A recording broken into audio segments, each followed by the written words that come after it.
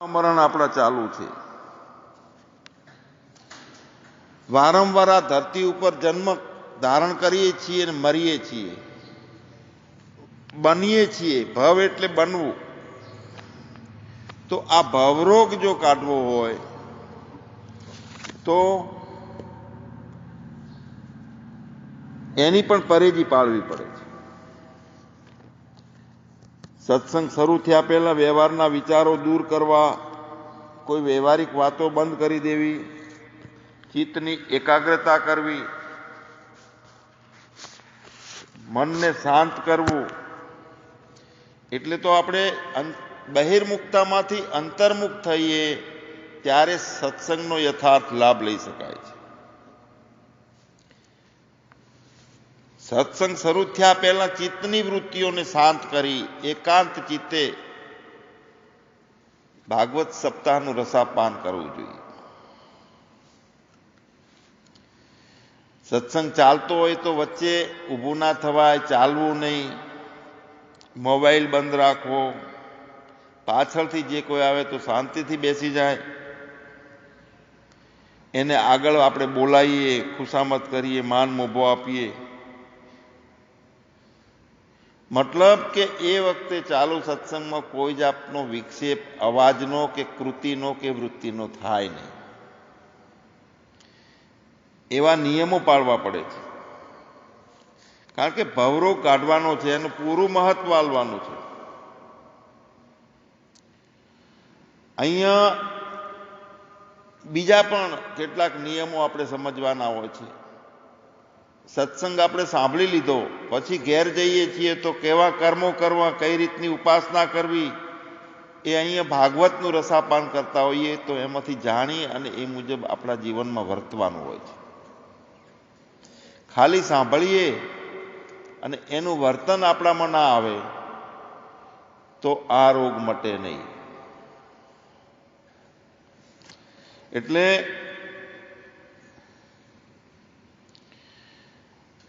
કર્મ અને ઉપાસના બંને અવશ્ય છે.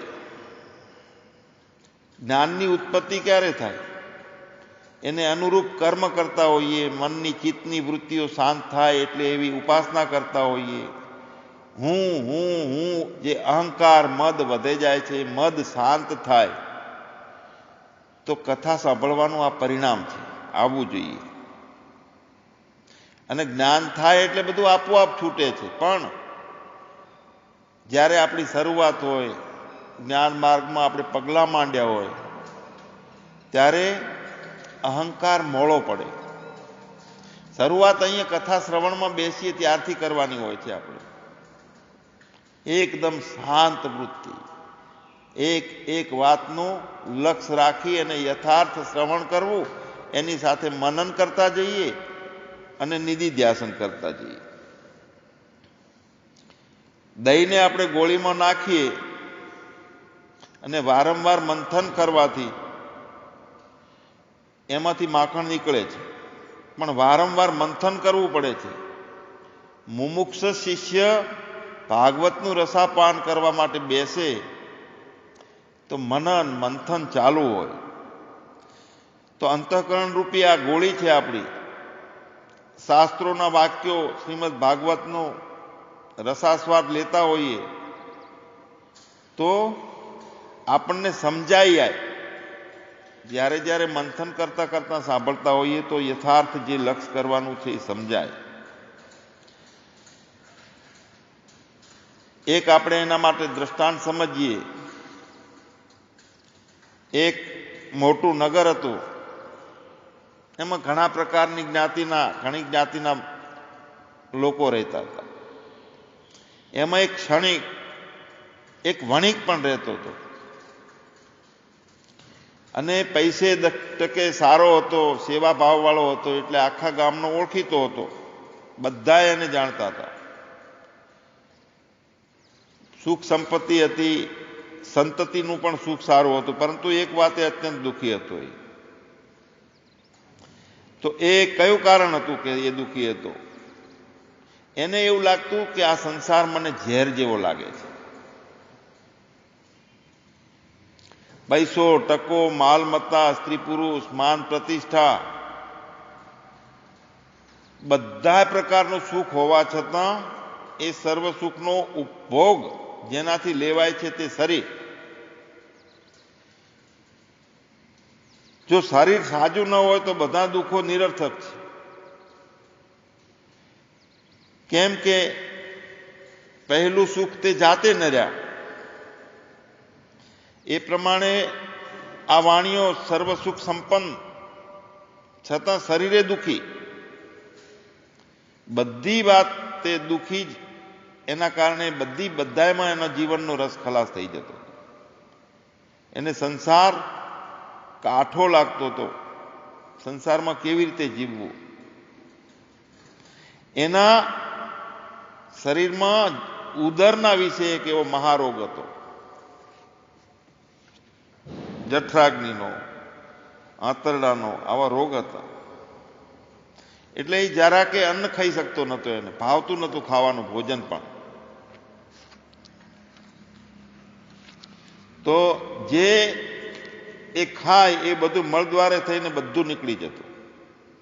કોઈ જઠરમાં જાય, 4 કલાક એનો રસ બને, આંતરડામાંથી સફાઈ કરીને અલગ અલગ ક્ષેત્રોમાં જે 10 પ્રકારના ધાતુ બને છે, તો આ કાંઈ ના થાય. ખાય એવું સીધું જ મળદ્વારથી નીકળી જતું. અને તે એના કારણે વિશેષ પીડા ભોગવતો હતો. તો એ રોગથી આ વણિક ઘણા વર્ષો સુધી પીડાતો રહ્યો. એક વખતે એના નગરમાં એક પરોપકાર બુદ્ધિવાળા વૈદરાજ આવ્યા.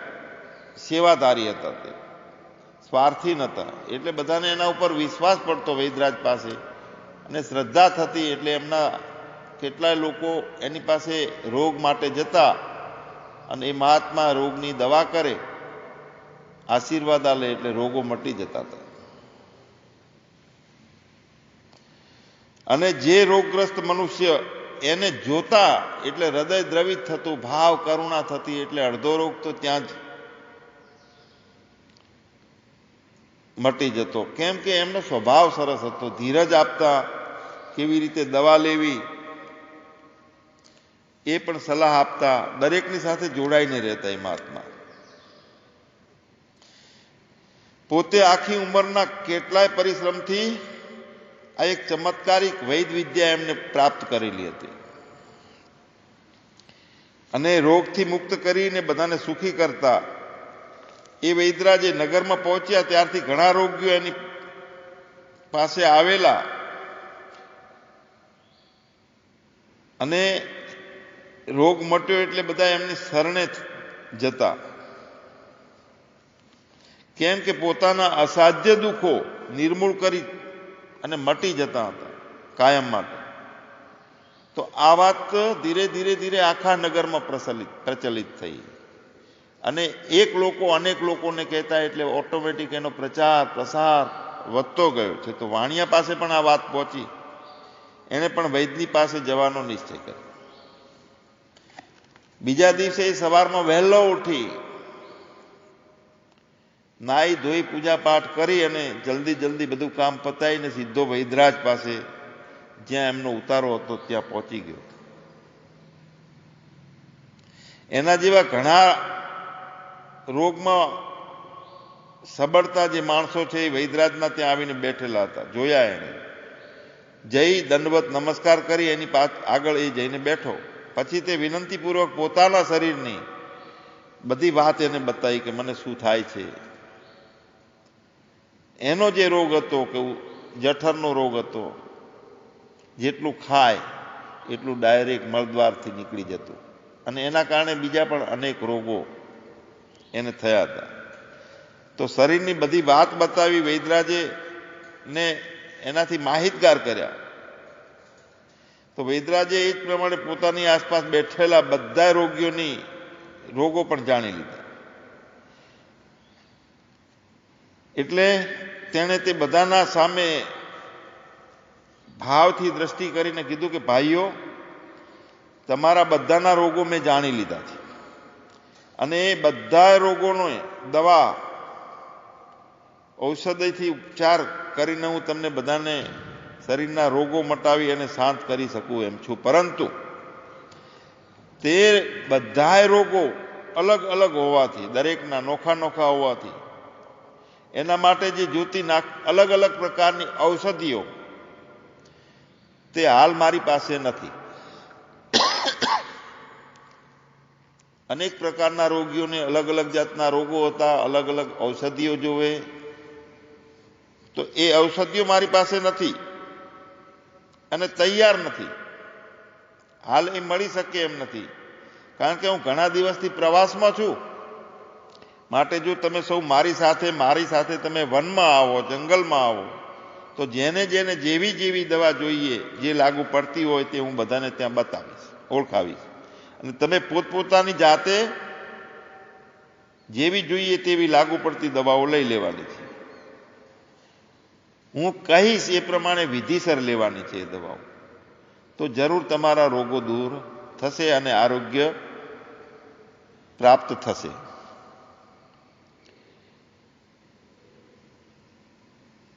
તો આ સાંભળી બધા રોગીઓ એની સાથે જવા માટે તૈયાર થયા છે.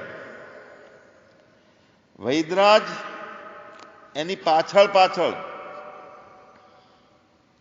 બધા રોગીઓ વૈદરાજની પાછળ પાછળ જાય છે. નગરથી થોડે દૂર જ્યાં જંગલો છે, વન આવેલું છે, તે વનમાં અનેક પ્રકારના વૃક્ષો, લતાઓ, ઔષધિઓ ઉગેલી છે. લોકોને બધાને કાયમ એ વનમાંથી જતા, પણ એમને કોઈને ખ્યાલ નહીં કે આ ઔષધિ આ કામમાં આવે છે. અમૂલમ ઔષધો નાસ્તિ, કોઈ મૂળિયું એવું નથી જે ઔષધિ ના બનતી હોય, પણ એને જાણનાર જોઈએ. યોજક તત્ર દુર્લભ. તો એ વનમાં અનેક પ્રકારના વૃક્ષો, ઔષધિઓ હતી. એ જોઈ ત્યાં વૈદરાજે બધાને કીધું કે આ સ્થળે સર્વ જાતની ઔષધિઓ અહીંયા છે. હું વનમાં ચાલ્યો જઈશ અને માર્ગમાં જે જે ઔષધિ આવે તે મારી લાકડીની અણીથી હું બતાવતો જઈશ. લાકડીની અણી અડાડી અને બતાવીશ, અને એના નામ અને એ શું ઉપયોગમાં આવે છે, એનો શું ગુણ છે હું તમને બતાવીશ. માટે તમારે જેને જેના ખપની હોય, જેને જરૂરિયાત હોય એ પ્રમાણે ઔષધિ લઈ લેવાની જાતે. તો એણે તેણે તે જે જરૂર છે એ પ્રકારે ઔષધિઓ દરેકે લઈ લેવાની. ત્યાંથી પાછા ફરીથી નગરમાં આપણે જતું રહેવાનું છે. પછી હાથમાં લાકડી લઈ વૈદરાજ જે છે એ વનમાં ગયા, બેઠા. તો માર્ગની બંને બાજુએ ઉગેલી વનસ્પતિઓ તે લાકડીની અણીથી બધાને બતાવતા બતાવતા આગળ ચાલે. આ ઔષધિનું નામ અશ્વગંધા છે, આ ઔષધિનું નામ ગળો છે, આ ઔષધિનું નામ ગોખરું છે. દરેક ફલાણી લાકડીની અણીથી આ ઔષધિનું નામ ફલાણું, અમુક અમુક વ્યાધિઓને શાંત કરે છે. આ ફૂલ છે ફલાણા છે, એનાથી અમુક ગુણ થાય છે. તો તે વૈદરાજના આ બધી વાતો સાંભળી જેને જેને જે ખપની લાગે એ ઔષધિ આવતી ગઈ. એ પ્રમાણે રોગીઓ તે ઔષધિઓ લેવા માટે ત્યાં અટકી જતા. હવે પેલો વણિક પણ વૈદની સાથે જ હતો. એ પણ વૈદરાજની પાછળ પાછળ ચાલ્યો જતો હતો. એનું ધ્યાન વૈદરાજના મોઢામાંથી જે ઔષધિનું નામ નીકળે એના તરફ આતુરતાથી એનું મન લાગેલું રહેતું. વૈદરાજ બોલે પછી જ્યારે ઔષધિ બતાવતા હોય ત્યારે એની દ્રષ્ટિ લાકડીની અણી ઉપર ફર્યા કરતી. લાકડીને છેડે એની દ્રષ્ટિ દ્રઢ ચોટેલી રહેતી અને એના શબ્દો ઉપર પણ મન દ્રઢ ચોટેલું રહેતું. જે વનસ્પતિ તરફ એ લાકડીનો છેડો જતો હતો તે તરફ તે ફર્યા કરતી હતી. એવામાં જ રોગનું નામ વૈદરાજે લીધું અને એના ઉપયોગની ઔષધિ લાકડીના છેડાથી બતાવી. તો એ ઔષધિ જોતા જ એની દ્રષ્ટિ એ લાકડીના છેડા પર ચોટેલી હતી. તે ખસી તુરત ઔષધિ પર ચોટી. લાકડીના છેડા ઉપર દ્રષ્ટિ રહેતી હતી, ત્યાંથી દ્રષ્ટિથી પોતાની દવા આવી છે એટલે લાકડીની દ્રષ્ટિ ઉપર અણી ઉપરથી દ્રષ્ટિ ખસી અને સીધી ઔષધિ ઉપર એની દ્રષ્ટિ જાય. પોતાના ખપની વસ્તુ આવી ને. વૈદરાજનું બોલવું અને વૈદરાજ એ બધાને છોડી દીધા, લાકડીના છેડાને છોડી દીધો, એના ઉપયોગની ઔષધિ આવી. એટલે એ ઔષધિ ઉપર જ એનું ચિત્ત, એનું લક્ષ્ય. કારણ કે એને ખબર છે કે આ ઔષધિ મારો શરીરનો રોગ મટાડશે.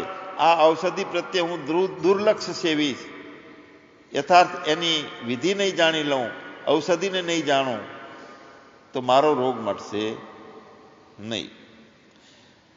તો એ બધાને છોડીને તે તો પેલી ઔષધિ આગળ ઊભો રહી ગયો અને બીજા રોગીઓને તેઓના ઔષધો બતાવતા વૈદરાજ આગળ ચાલ્યા ગયા. એ વાણીઓ એ વનસ્પતિ લઈને તરત ઘેર આવ્યો અને અમૂલ્ય ઔષધિનું પૂર્ણ શ્રદ્ધાથી અને સેવન કરવા માંડ્યું. તેથી થોડા સમયમાં અસાધ્ય રોગમાંથી મુક્ત થઈ સંપૂર્ણ આરોગ્ય ભોગવવા લાગ્યો. શરીર પ્રત્યે એનું જે ચિંતા રહેતી કાયમ માટે દવા શું થશે, શરીર બગડી જશે, બહુ દુઃખી થઈ ગયેલો, આત્યંતિક પ્રસન્નતામાં આવી ગયો. કારણ કે પહેલું સુખ તે જાતે ન રહ્યા. શરીરનું સુખ થઈ જાય એટલે બાકીના સુખો ધારણ કરવાની ક્ષમતા આવે. જ્યાં સુધી શરીર માંદલું હોય, શરીર રોગી હોય, તો બીજું કાંઈ ધર્મની, સંસ્કારની, સ્વાધ્યાયની, સત્સંગની કોઈ વાતો પેસતી હોતી નથી. તો આમાંથી સિદ્ધાંત એ સમજવાનો છે કે ભવચિંતા રોગ રૂપી આપણો જે મહારોગ લાગુ પડ્યો છે, ભવરોગ, અને એ ભવરોગની નિવૃત્તિ માટે આપણે ભાગવતનું રસાપ્રાન કરવા આવ્યા છે. કાયમ માટે મુક્તિ જોઈએ છે, કોઈ જાતનું દુઃખ આપણામાં ના રહે, અત્યાંતિક આનંદની પ્રાપ્તિ થાય. થોડા પ્રકારના આનંદ તો આપણે ઘણા બધા મેળવીએ છીએ વસ્તુઓથી, વ્યક્તિઓથી, પણ રહેતા નથી, ટકતા નથી. એટલે આ મહારોગ, ભવરોગ, ભવચિંતા રૂપી રોગ મહારોગ છે. તેથી તેણે જ્ઞાની અને પરમ કૃપાળુ એવા ગુરુદેવ એટલે કે વૈદરાજ, ભવરોગનો વૈદરાજ કોણ? ભવને જાણે તે, આત્માનો જ્ઞાની હોય તે આત્માનું જ્ઞાન કરાવી શકે. પૂર્ણ આત્માનું જ્ઞાન કરવાની ક્ષમતાની ખબર કેવી રીતે પડે છે? પુસ્તકો તો છે, શાસ્ત્રો છે, પણ શાસ્ત્રો બધા શાસ્ત્રોમાં જ રહે, લખેલા શબ્દો જ રહે અને પોતાનામાં સાકારિત ના થાય તો તે શાસ્ત્રો શું કરવાના છે? ઘણા શાસ્ત્રો ફેદીએ, કંઠસ્થ કરીએ, મોઢે કરીએ, ગોખી નાખીએ, આપણું પંડિતાઈ વધી જાય, પણ જ્ઞાન છે તે અલગ વિષય છે. જ્ઞાન એટલે મદ પોતાનો હણાઈ જાય, અજ્ઞાન અવિદ્યા નાશ થઈ જાય અને સાક્ષાત જેમ સૂર્ય પ્રગટે છે એમ જ્ઞાન અગ્નિ પ્રગટ થઈ જાય. તો છેવટે તો શાસ્ત્ર ઉપરની જે રાગ છે, મહાપુરુષો ઉપરનો રાગ છે, આ બધાય છોડવા પડશે. જ્યાં સુધી છેલ્લા બે રાગ છે, પુત્રેચ્છા વિતેષણા અને કામેષણા, આ બધી ઈચ્છનાઓ જાય, પણ છેલ્લે બે રાગ રહી જાય છે, એક શાસ્ત્રનો રાગ અને એક સદગુરુ ઉપરનો રાગ. બંને રાગો જ્યાં સુધી જતા નથી અને હજુ આપણને એમ લાગે છે કે હજુ શાસ્ત્રોના અભ્યાસની જરૂર છે, હજુ આ સમજવું છે, હજુ આ ભણવું છે, હજુ આ કરવું છે, ત્યાં સુધી જ્ઞાન આપણામાં યથાર્થ નથી પૂર્ણ. કોઈની જરૂર ના રહે. પોતે પોતાનામાં ઘરમાં બેહી જાય. તે ઘર કેવું છે? અખંડ મંડલાકાર, વ્યાપક, પ્રકાશક, ચેતન. આવું પોતાના સ્વરૂપનું મિલન થઈ જાય તો એ બાકી શાસ્ત્રો છે, મહાપુરુષો છે, આ બધું નીચી વાત રહી જાય છે. 50 વર્ષ સુધી આપણે શાસ્ત્રોમાં ગોતીએ છીએ આપણા સ્વરૂપને. અરે એ છોડવાનું છે, એ પણ અહંકારમાંથી કાઢી નાખવાનું છે.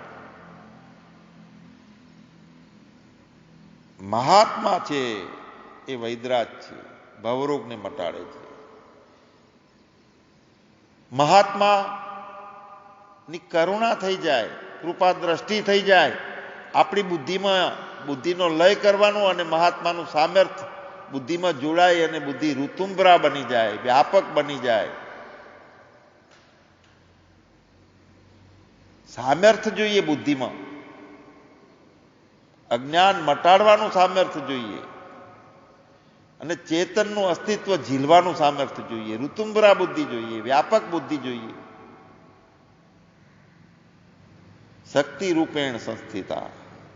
બોધનાત્મક સામર્થ્ય જ્યાં સુધી બુદ્ધિમાં નિર્માણ ના થાય ત્યાં સુધી યથાર્થ જ્ઞાન, પોતાનું સ્વરૂપ જ્ઞાન થાય નહીં. એમ કહેવાય છે કે સિંહણનું દૂધ સોનાના પાત્રમાં ટકે છે. તો સોનાનું પાત્ર તો આપણું બુદ્ધિને બનાવવું જોઈએ ને આપણે, કારણ કે બ્રહ્મ વિદ્યા છે, આત્મજ્ઞાન છે, તે સિંહણનું દૂધ છે. જેટલો આ જગતનો સત્ય ભાવ આપણી અંદર પેસી ગયો છે એમાંથી મટાડવો કેવી રીતે અને મિથ્યા કરવો કેવી રીતે? અહંકાર રહિત થવું, બુદ્ધિ રહિત થવું, ભાવ રહિત થવું, ગુણો રહિત થવું. અભ્યાસ કરીએ આપણે અને પંડિતાઈ મળવી ગઈ તો પંડિતાઈનો અહંકાર રહી જાય તો પણ જ્ઞાનમાં બાધક છે. મીટવાનો ધંધો છે, આ મટવાનો છે.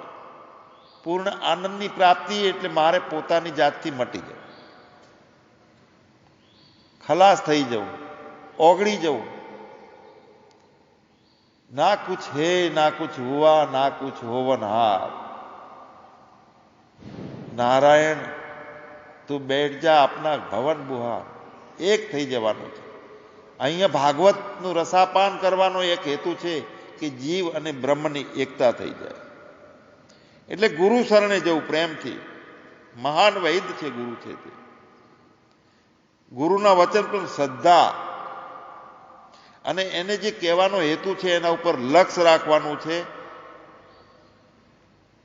વૈદરાજ પાસે એના શબ્દો એ પણ લક્ષથી સાંભળ્યા. લાકડીની અણી બધે અડે છે એ પણ જોઈ, પણ છેવટે એના ઉપયોગનું આવી એટલે શબ્દો છૂટી ગયા, લાકડીની અણી પણ છૂટી ગઈ, ગુરુદેવ પણ છૂટી ગયા. સ્થિત તો અસ્મિ ગત સંદેહ કરીશે વચનં તવ. છેલ્લો શબ્દ છે અર્જુનનો, હું મારામાં સ્થિત થઈ ગયો છું. ભાગવતનું રસાપાન કરવાની જે 7 ગાંઠો ધંધુકારીની વાંસળામાંથી પ્રવેશ કર્યો છે પ્રેતે અને કથા સાંભળે છે ગૌકર્ણ પાસે. મુક્તિની તીવ્ર ઈચ્છા છે ધંધુકારીની. અહીં તહીં સૂક્ષ્મ દેહે વાસના લઈને ગયેલું પ્રેત ભટકે છે, રોવે છે કે મને કોઈ મુક્ત કરો, મને છોડાવો, મને છોડાવો. ગૌકર્ણ વિદ્વાન ભાગવતનું રસાપાન કરાવે છે. પ્રેત નું રૂપ ધારણ કરીને સૂકા વાંસમાં દાખલ થાય છે અને એક એક દિવસે એક એક ગાંઠો તૂટે છે વાંસની. પહેલા દિવસે પહેલી, બીજા દિવસે બીજી. કાલે વાત કરી કે આપણી ગાંઠો ભાગવતનું રસાપાન કરતા કરતા કરતા કરતા તૂટવી જોઈએ. અજ્ઞાન નિવૃત્તિ થવી જોઈએ. કામ, ક્રોધ, લોભ, મોહ, મદ, મત્સર અને અવિદ્યા. 7 ગાંઠો આપણી. અહીંયા જડ ભાસલાની વાત નથી. આપણે એનો યથાર્થ આધ્યાત્મિક અર્થ લેવાનો છે. ગુરુનો વચન પર શ્રદ્ધા રાખી, લક્ષ રાખી પોતાનું જ્ઞાન થઈ જાય એટલે પોતાના રાગ એક જ રે, બાકી બધા રાગો છૂટી જાય. જગત ઉપરનો મોહ જાય, કારણ કે બીજું કઈ છે જ નહીં. मेरे अपने सिवा कुछ नहीं, मुझे मेरी मस्ती यहां लेके आई, पता जब चला मुझे मेरी हस्ती का, હું આવો છું સચ્ચિદાનંદ રૂપાય. સચ્ચિત ને આનંદ સ્વરૂપ છે એ મને મારી ખબર પડી જાય. શ્રદ્ધા રાખીને ગુરુના વચનો ઉપર લક્ષ રાખવાનો છે. જેમ આજ્ઞા કરે એમ વિચાર કરીને વર્તવાનું છે. આમાં સંગીત ત્યારે નીકળે છે કે એ એક ખૂંટીએ બંધાય છે. તાર બંધાય ના તો એ તારમાં સંગીત નથી આવતું. આપણા જીવનમાં જીવન સંગીત ચાલુ કરવું છે, તો આપણું તન મન અને ધન સમર્પિત શ્રદ્ધા સાથે મહાપુરુષને સોંપી દીધું હોય ને એ મહાપુરુષ ભગવત તુલ્ય છે, ઈશ્વર તુલ્ય છે, આવી બુદ્ધિ રાખીને એમનું સેવા કરીને જે આજ્ઞા કરે તે રીતે વર્તવું. વાણિયાએ જેમ વનમાંથી વૈદરાજે ઔષધિ બતાવી તેમ આ સંસારરૂપી મહાઅરણ્યમાં મુક્તિરૂપી જે મહા ઔષધિ તે છે આપણું આત્મજ્ઞાન. એ તત્વ છે તે પ્રાપ્ત થાય છે. સંસારરૂપી આ મોટું જંગલ છે એમાંથી મુક્ત થવાનું છે, કાળ ઝાળમાંથી. તો એ ઔષધિ છે આત્માનું જ્ઞાન. તે મહાપુરુષના સાનિધ્યથી પ્રાપ્ત થઈ શકે છે. દરેક પ્રાણી જીવન મુક્ત થઈ અને પરમાનંદમાં વર્તે એવી દરેકની ઈચ્છા હોય છે. વણિક પ્રથમ વૈદરાજને શોધતો હતો, એની પાસે ગયો, ત્યાંથી એની સાથે વનમાં ગયો અને ત્યાં એમના બોલવા ઉપર શ્રદ્ધા કરી છે, ધ્યાનથી સાંભળ્યું છે, લાકડીની અણી તરફ ધ્યાન રાખીને કેટલીક વાર સુધી સાથે સાથે ચાલતો રહ્યો છે. અંતે જ્યારે એના કામની ઔષધિ વૈદની લાકડી વડે જોઈ એને, તો તરત જ એ વૈદરાજ, એનું બોલવું, એ લાકડીની અણી, એ બધું આપોઆપ છૂટી ગયું. માત્ર પોતાની ઔષધિ તરફ લક્ષ, પોતાની ઔષધિ તરફ સુરતા. તો પ્રથમ ગુરુએ બતાવેલા શુદ્ધ જ્ઞાન પ્રાપ્ત કરવામાં જે સાધન, અલગ અલગ કર્મો, ઉપાસના, ધ્યાન, ધારણા, જેમ ગુરુ જે ટાઈમે જે આપણને યથાર્થ બતાવે છે એમ કરવાનું છે. પણ પોતાના દર્શન થઈ જાય, આત્માનું જ્ઞાન થઈ જાય, પર બ્રહ્મના દર્શન થયા પછી આપોઆપ સહજ બધું છૂટી જાય છે. અહીંયા સત્સંગ ના અમુક નિયમોની આપણે વાત કરી.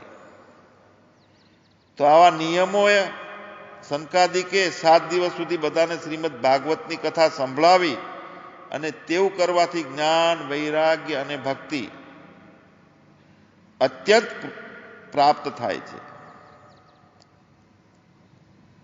નારદજી પણ કૃતકૃત્ય થયા, પરમ આનંદથી પૂર્ણ થયા. નારદજી સનકાદિકનો ઉપકાર માનતા હતા. ભવરોગ દુઃખ થાય ને દૂર, એટલે કેટલો આનંદ હોય. નાચે નાચે માણસ કે વાહ, આત્માનું જ્ઞાન પછી એની અંદર બીજું કઈ પેસી જ ના શકે. જગત ભગત બધું ગૌણ થઈ જાય છે. એટલામાં સુખદેવજી ત્યાં ફરતા ફરતા આવ્યા. એમના સ્વરૂપનું વર્ણન આવતા ભાગવતમાં કહેલ છે તે પ્રમાણે પોતે પોતાના લાભથી પૂર્ણ હતા સુખદેવજી, એટલે આત્માના આનંદના લાભથી પૂર્ણ હતા. તે મસ્ત આનંદની ફકીરી હતી એમની. એટલે જ્ઞાનરૂપી સમુદ્રને ગતિ આપનારા ચંદ્રમા જેવા હતા સુખદેવજી. જ્ઞાન છે એક અગાધ જ્ઞાન સમુદ્ર છે, એવો વ્યાપક છે. એને ગતિ આપનારા ચંદ્રમા જેવા હતા. એમને દેખતા બધાએ ઊભા થઈને એમને સિંહાસન આપ્યું સુખદેવજીને. નારદજીએ સુખદેવજીની પૂજા કરી. સુખદેવજીએ સર્વને કીધું છે કે હે ભાવિક રસિકો, વૈદિક વેદરૂપી આ કલ્પવૃક્ષનું જે અમૃત રસથી પૂર્ણ ભાગવત રૂપી ફળ છે તે સુખના મુખથી પૃથ્વી ઉપર પડેલું છે. તે રસનું આપ વારંવાર પાન કરતા રહો. તે ભાગવતમાં નિર્મળ તત્વજ્ઞાનનો ઉપદેશ છે. એનું શ્રવણ કરવાથી, મનન કરવાથી જીવ સંસારથી મુક્ત થઈ જાય છે. આ રસ વૈકુંઠમાં, સ્વર્ગલોકમાં કે કૈલાસમાં પણ આ રસ મળતો નથી. માટે અહીંયા ભાગવતનું રસાપાન તમે કરો.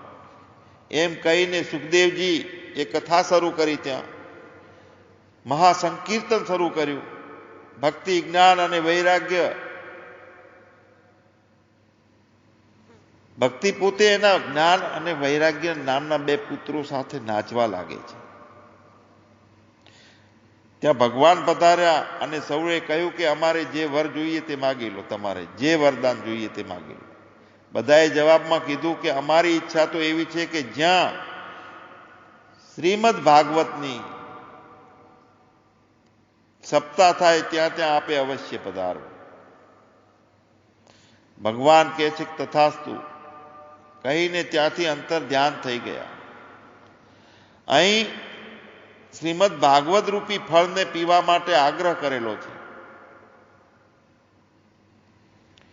બીજા ફળોમાં તો ગોટલો કે છોતરા કાઢી નાખવા પડે છે, પણ આ કથારૂપી ફળ તો આખું ને આખું પી જવા જેવું છે. એમાં કોઈ ભાગ નકામો નથી. વળી શ્રી સુખદેવજી જેવા પરમહંસે, પરીક્ષિત જેવા પરમ ભક્તને સંભળાવેલી આ કથા છે. પૂર્ણ જ્ઞાની સુખદેવજી, પૂર્ણ મુમુક્ષુ પરીક્ષિત રાજા.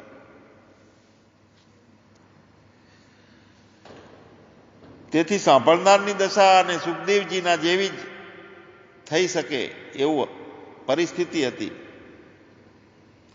પૂર્ણ લાયકાતી અને પૂર્ણ અધિકાર હતો પરીક્ષિત રાજાનો. સુખદેવજીની દ્રષ્ટિમાં સ્ત્રી કે પુરુષનો ભેદ પણ નથી.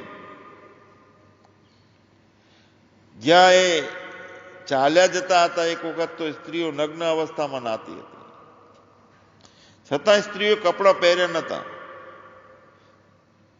કારણ કે એમને પણ સુખદેવજીની દશાની ખબર હતી. આવી રીતે આત્મદશામાં સર્વાત્મ ભાવથી ફરે છે જે, એમની દશાની અસર બીજા માણસો ઉપર પણ પડે છે. આત્મદશાની અસર. અહીંયા ભાગવતના રસાપાનનું મહાત્મ્ય આપણે આ 3 દિવસથી લઈએ છીએ. ભાગવતના પ્રથમ સ્કંદની શરૂઆત આપણી થશે. પરીક્ષિત રાજાને જ્ઞાન આપવા માટે સુખદેવજી અતિ તલ્લીન થઈને ભાવ વિભોર થઈ અને સંપૂર્ણ પોતાનું ઐશ્વર્ય ભાગવતના રસા સ્વાદ દ્વારા પરીક્ષિતમાં પૂરેપૂરું રેડી દેવા માંગે છે. સંતો યથાર્થ છે એની ખબર કેવી રીતે પડે છે?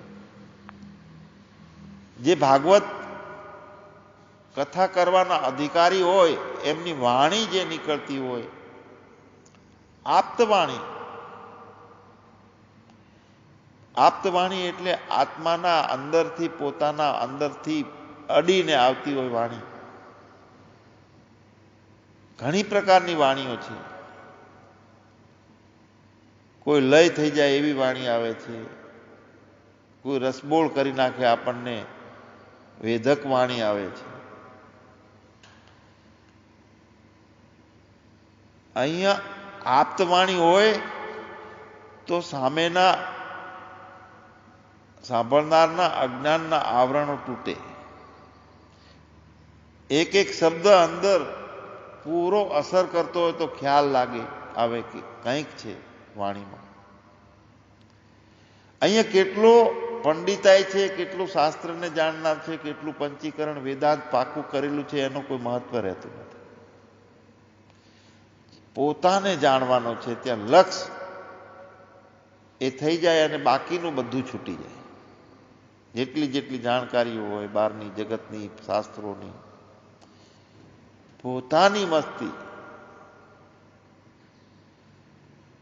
શૂન્ય રૂપ આપણી ચિત્તની વૃત્તિને કરવા જઈએ છીએ, પણ જ્યારે થાય છે સમાધિના કારણે બધી વૃત્તિઓ શાંત, પણ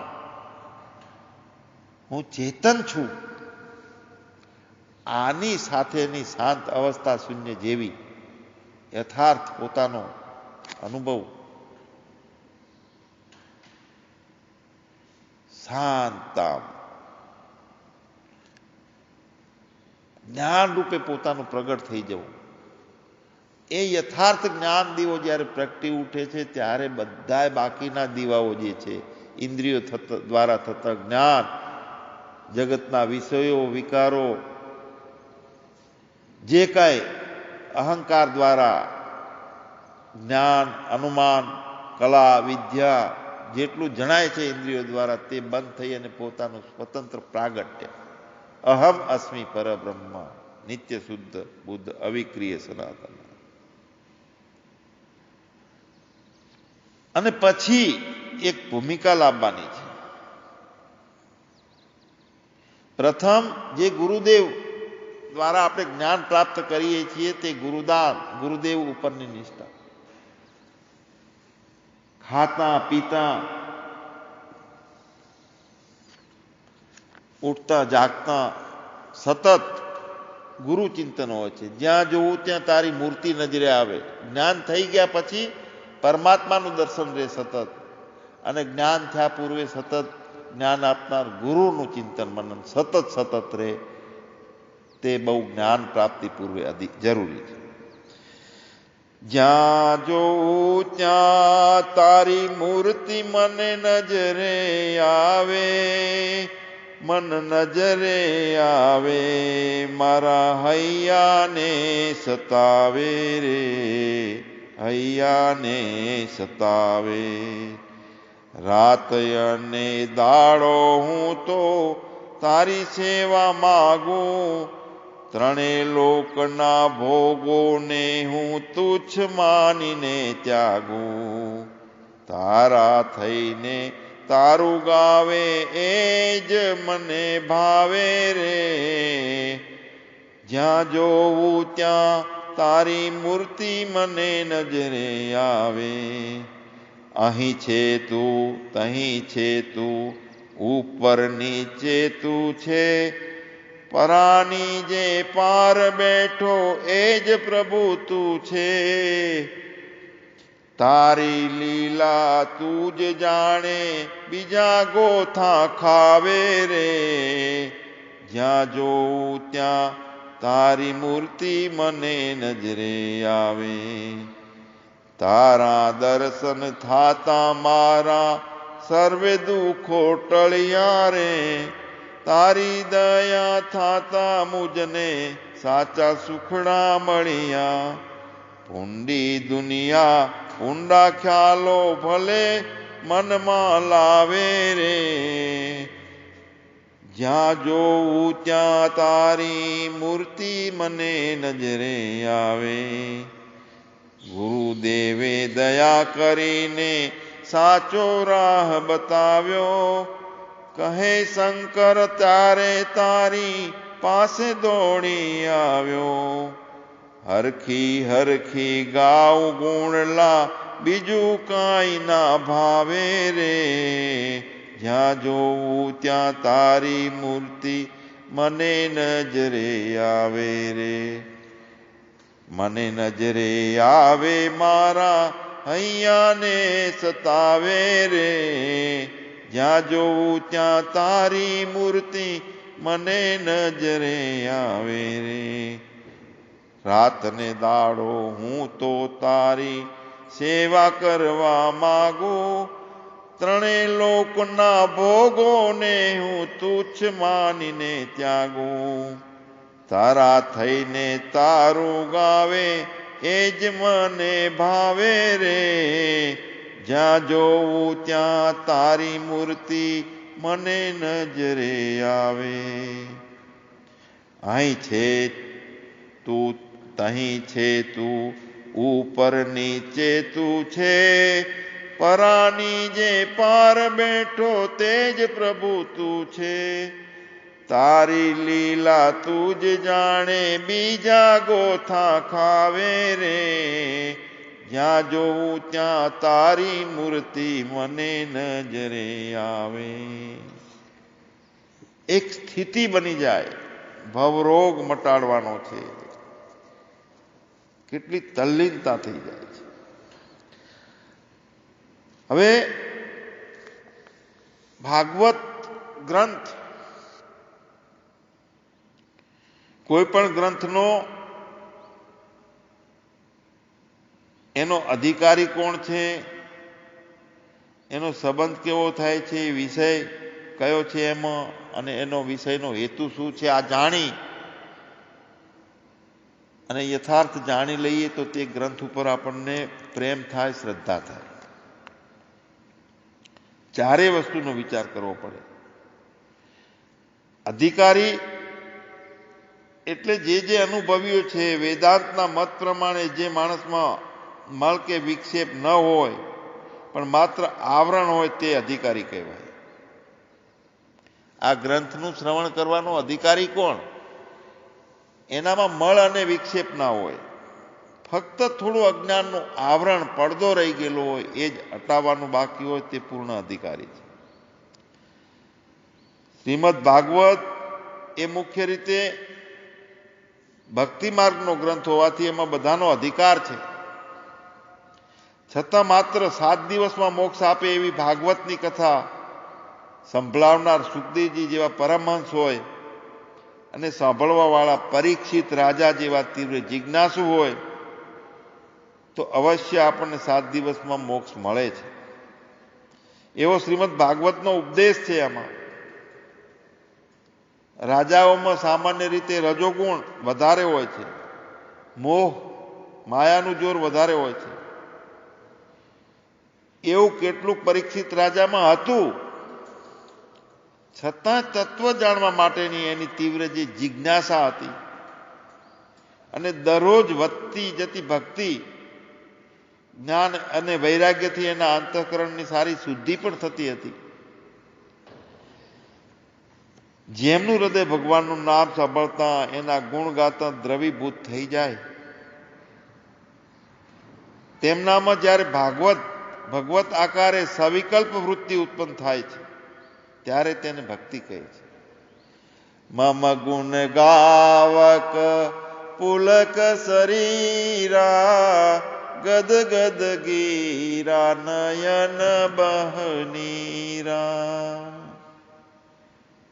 ભગવાનના ગુણ ગાતા ગાતા ભગવાન જેવી વૃત્તિ બની જાય તો એ પૂર્વે જગત આકારની વૃત્તિ બંધ થઈ જાય છે. ભગવાનના ગુણલા ગાતા ગાતા દ્રવીભૂત થઈ જવાય,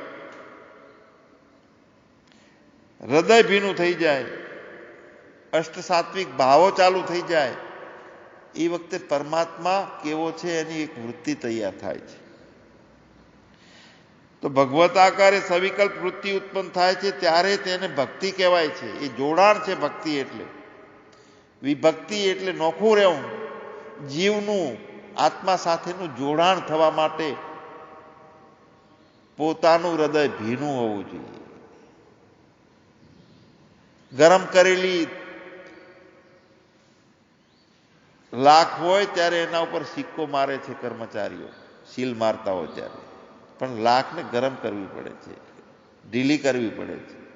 એમ અક્કડ અંતઃકરણ નહીં હોય, મૃદુ અંતઃકરણ હોય, ગુણગાન ગાતા ગાતા દ્રવીભૂતતા આવી જાય, પ્રભુ ઉપરનો પ્રેમ છલકાઈ જાય, ત્યારે ભગવાન આકારની એક સવિકલ્પ વૃત્તિ ઉત્પન્ન થાય છે. અને એ વખતે જગત ખલાસ થઈ જાય છે, પ્રભુનો પ્રેમ દાખલ થઈ જાય છે. એ પ્રેમ છે તે ભક્તિ છે. જીવ અને આત્માનું જોડાણ છે તે ભક્તિ છે. જે માણસ જીવ જગતમાં ગોવિંદનું અનુસંધાન કરી લે, એનો ગુણમય સૂક્ષ્મ દેહ ક્ષીણ થઈ જાય, પોતે માનેલો પોતાનો દેહ, પોતે પોતાનું માનેલું અંતઃકરણ બધુંય રાઢવું બની ગયેલું હોય એના બદલે એકદમ પાતળા દોરા જેવું બની જાય, ક્ષીણ થઈ જાય. અને જ્યારે દ્રવીભૂત થયેલી ચિદ ભગવત ચેતન સત્તા ભગવત આકારે થઈ જાય પોતાનું ચિત્ત,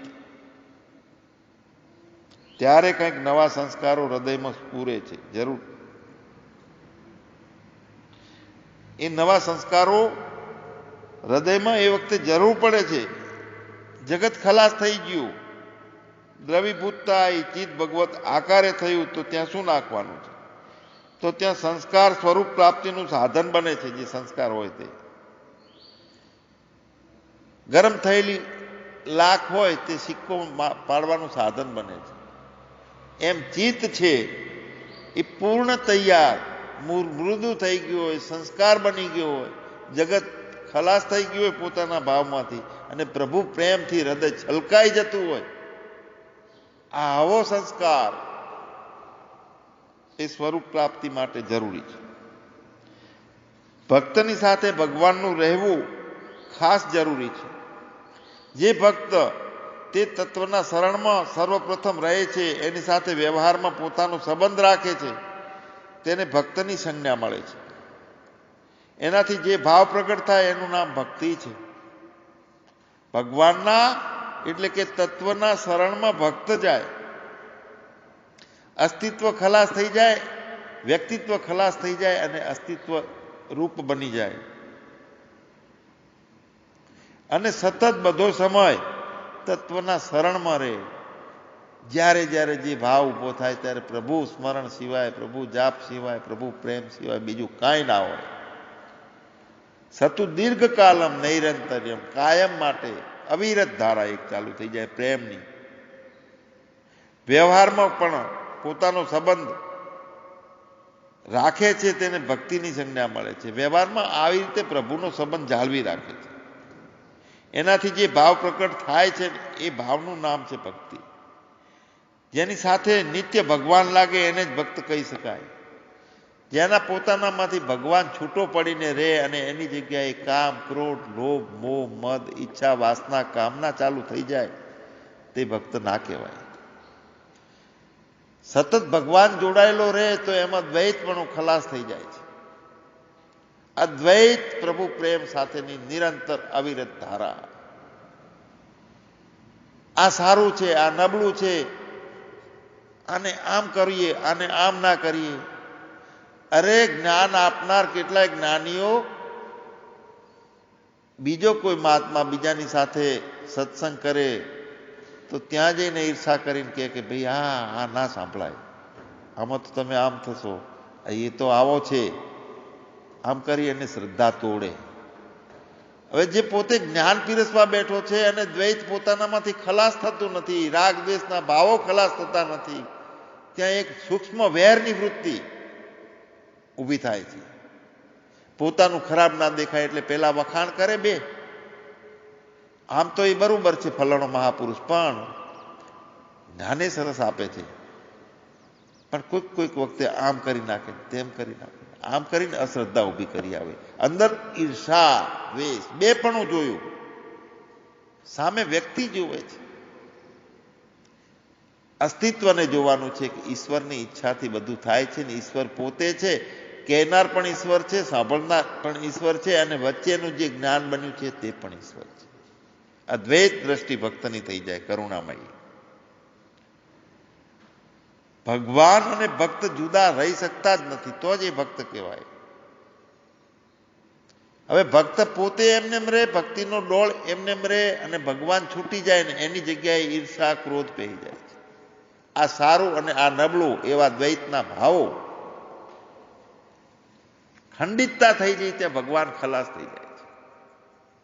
જ્યારે જગત પોતાના ચિત્તમાં ભરાય છે તે પરમાત્મા ઢંકાઈ જાય છે. પોતાનો મળ છે, પોતાનો વિક્ષેપ છે એ જ આવરણ બનીને ઊભો રહે છે. ના મેં બંદા થા, ના મેં ખુદા થા, મુझे मालूम ना था, लेकिन दोनों इल्लत से मैं जुदा था, दोनों उपाधि से मैं जुदा था. ભક્તનું હૃદય છે આ. वो भी मुझे मालूम नहीं था. ना मैं बंदा था, ना मैं खुदा था, मुझे मालूम ना था, दोनों इल्लत से मैं जुदा था, मुझे मालूम ना था.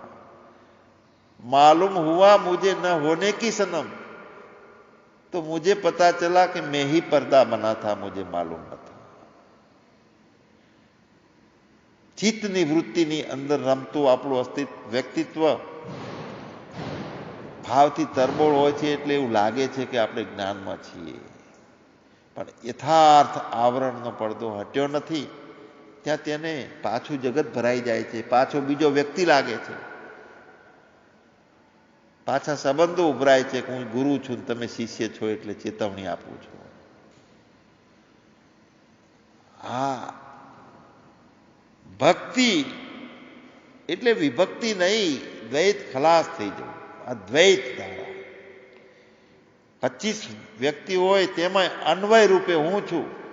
વ્યતિરેક રીતે દરેક જણાતા હોય પણ એ બાદ છે, ગૌણ છે વ્યતિરેક. જે સદાય રહે છે તે અન્વય, જે જાય છે પ્રત્યેક ક્ષણે જાય છે તે વ્યતિરેક.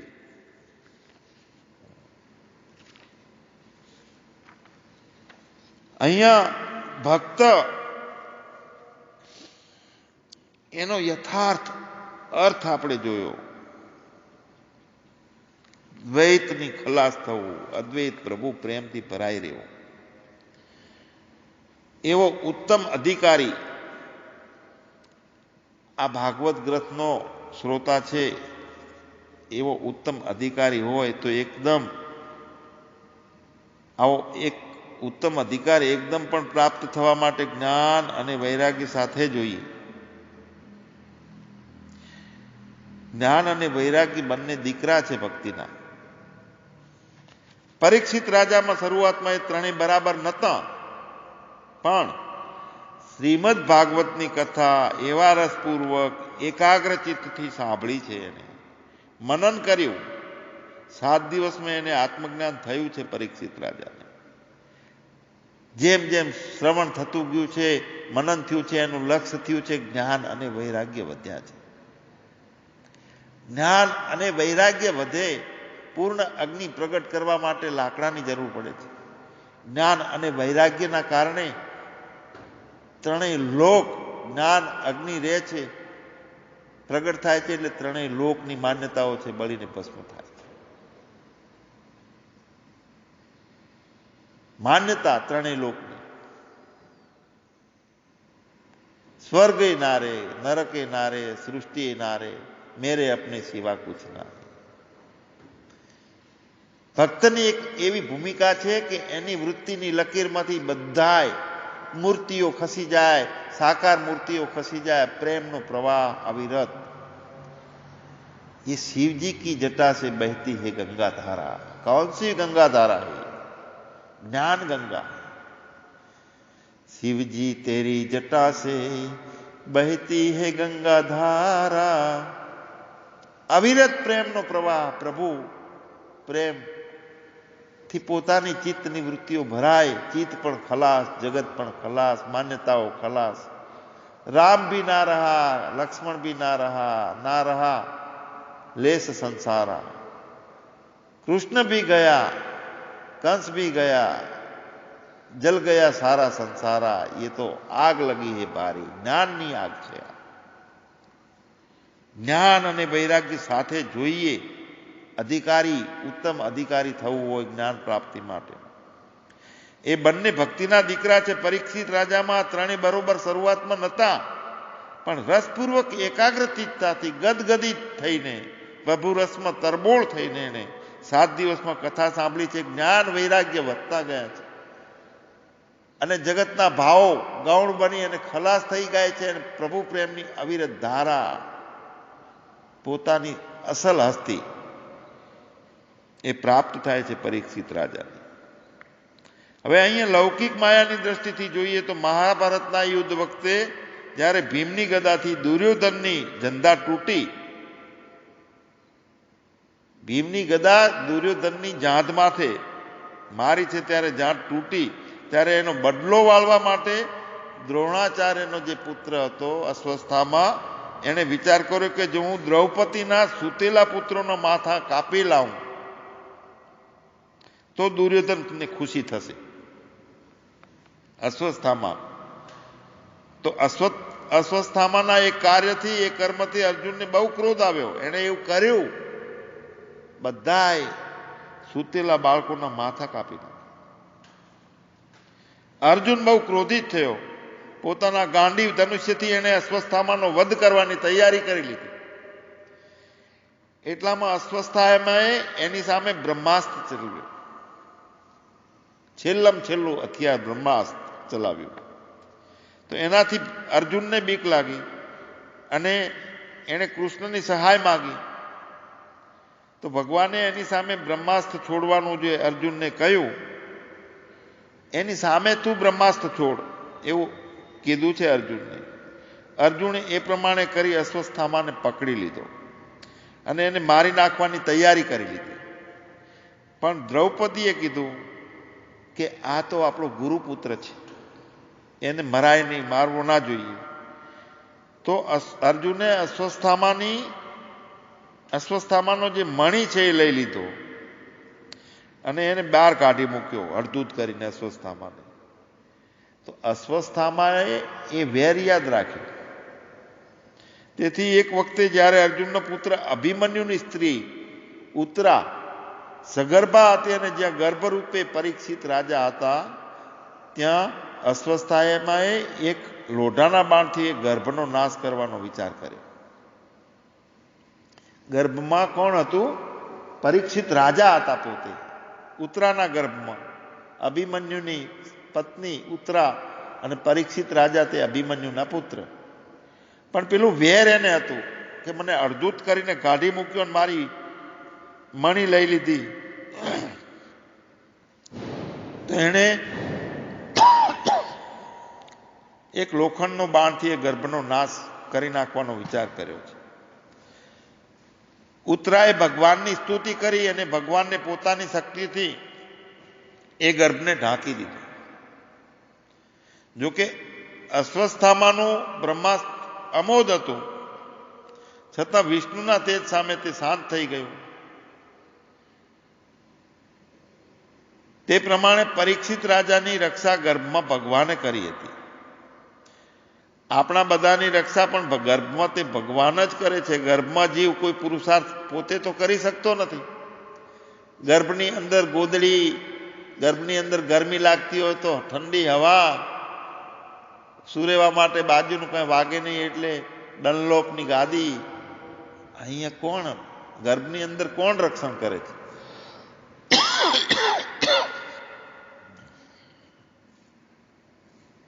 ગર્ભમાં જીવ કઈ પુરુષાર્થ કરી શકતો નથી. જન્મ્યા પછી મા બાપમાં વાત્સલ્ય હોય છે તે એનું રક્ષણ કરે છે.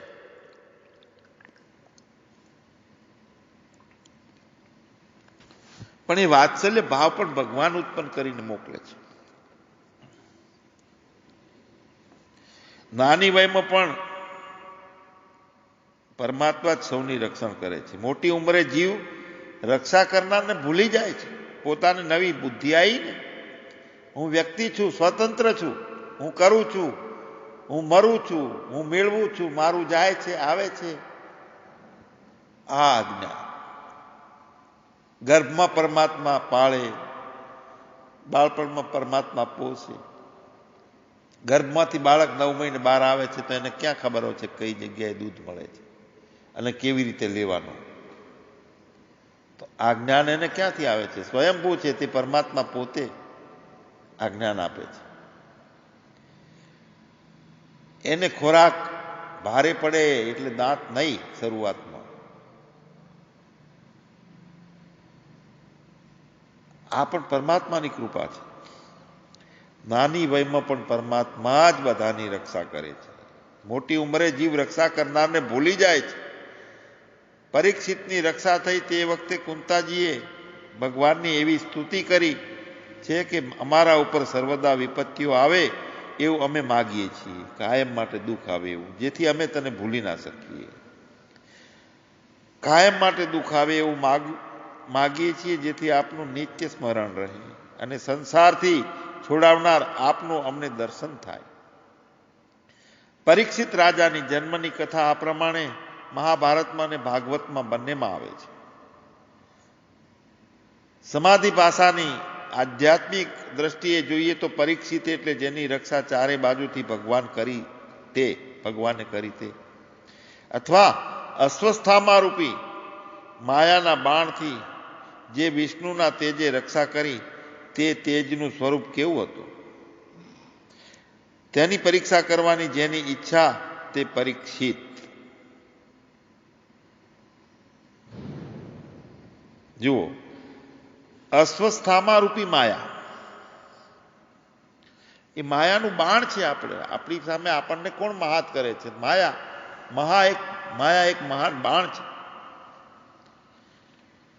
તો અસ્વસ્થામાં રૂપી માયાના બાણથી વિષ્ણુના તેજમાં રક્ષા કરી ને તેજનું સ્વરૂપ કેવું હતું તે એની પરીક્ષા કરવાની જેની ઈચ્છા છે તે પરીક્ષિત.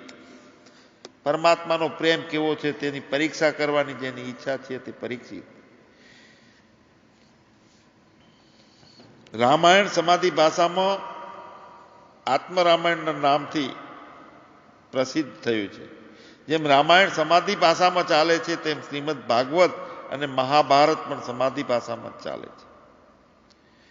ભા એટલે વિદ્યા, મહાભા એટલે મહાન વિદ્યા અથવા બ્રહ્મ વિદ્યા. તેમાં રમવાની કળા તેને મહાભારત કહે છે. વિદ્યાથી રમવાની કળા, બ્રહ્મ વિદ્યામાં રમવાની કળા તે મહાભારત. તેને બનાવનારા વ્યાસ પરાશર રૂપી જ્ઞાનકાંડ અને મત્સ્યગંધા રૂપી કર્મકાંડના સંયુક્તથી ઉત્પન્ન થાય છે. વ્યાસજીની ઉત્પત્તિ પરાશરથી અને મત્સ્યગંધાથી થઈ છે. વ્યાસ ભગવાન એટલે જ્ઞાન અને કર્મનો સંજોગ. જ્ઞાન કર્મથી તૃપ્ત પરિપૂર્ણ તે વ્યાસ છે. તે બંને માર્ગનો વિસ્તાર તેમણે કર્યો છે, તેથી વિસ્તાર કરનાર ઉપદેશથી વ્યાસ કહેવાયા છે. જે વિસ્તાર કરે અને ઉપદેશ કરે તે વ્યાસ. મત્સ્યગંધા પરાશરના સંબંધથી સત્યવતી થઈ અને શાંતનુને પરણી છે. શાંતનુ એટલે જેના મનમાં એટલે શરીરમાં શાંતિ રહે છે તેને જ સત્યવતી મળે છે. જેના મનમાં જેના શરીરમાં અશાંતિ રહે છે તેને અજ્ઞાન અને અવિદ્યા કોરી ખાય છે, તેને અસત મળે છે. એટલે શાંતનુ એટલે જેના મનમાં એના તનમાં જેની બુદ્ધિમાં શાંતિ રહે છે તેને સત્યવતી મળે છે. એટલે સત્ય તરફ નિવૃત્તિ સત્યવતી. એટલે સત્ય તરફની વૃત્તિ કોને પ્રાપ્ત થાય છે? પોતે શાંતમાં સમાધાની રહે, ઈશ્વર નિષ્ઠાથી પરિપૂર્ણ હોય, પોતાનો ક્ષેપ વિક્ષેપ પોતે ના કરતો હોય, ચીકણવાટ ના કરતો હોય. કોઈ પણ કાર્ય કરવું હોય તો ચીકણાટ કરે. ઈશ્વર કૃપાથી જીવન ચાલે છે. ઈશ્વર કૃપાના સંજોગો છે, પ્રારબ્ધ બનેલું છે. ઈશ્વર કર્મ ફળનો દાતા છે. પ્રેમથી ભોગવી લેવું. ક્યાંય સુખી દુઃખી થવું તે અશાંતિ છે. સુખથી અને દુઃખથી પરની ભૂમિકા તે શાંતનું. તે શાંત જેની બુદ્ધિની અંદર વૃત્તિ જ્ઞાન તરફ લઈ જનારી બની ગઈ હોય, જગતને બાદ કરવા વાળી વૃત્તિ તૈયાર થઈ ગઈ હોય તે શાંતનુ છે. શાંતનુનો એક પુત્ર ભીષ્મ નિડર બ્રહ્મચારી છે અને બીજો વિચિત્ર વીર્ય. તે વિચિત્ર વીર્ય પ્રજા ઉત્પન્ન કરવામાં માહિર, પણ પ્રજા ઉત્પન્ન કરવામાં એની લાયકાતી ન હોવાથી તેની સ્ત્રીમાં વ્યાસના સંબંધથી વિદુર, પાંડુ અને ધૃતરાષ્ટ્ર થયા છે. શાંતનુ પૂર્ણ જ્ઞાનમાં પ્રવેશ કર્યો છે તેવા એમનો એક પુત્ર ભીષ્મ પોતે નિડર અને બ્રહ્મચારી થયા છે અને બીજો શાંતનુનો પુત્ર વિચિત્ર વીર્ય છે. પોતે વિચિત્ર વીર્ય પ્રજાની ઉત્પત્તિ કરવાને લાયક નહોતો, તો એની સ્ત્રીમાં વ્યાસજીના સંબંધથી વિદુર, પાંડુ અને ધૃતરાષ્ટ્ર થયા છે. વિદુર એ સત્વગુણ છે, પાંડુ તે રજોગુણ છે અને ધૃતરાષ્ટ્ર તે તમોગુણ છે.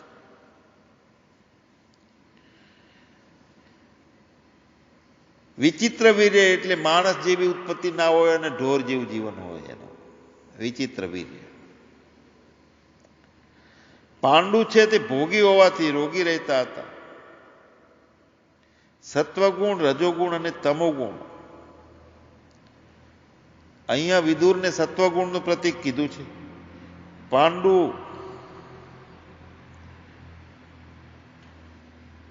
ધૃતરાષ્ટ્ર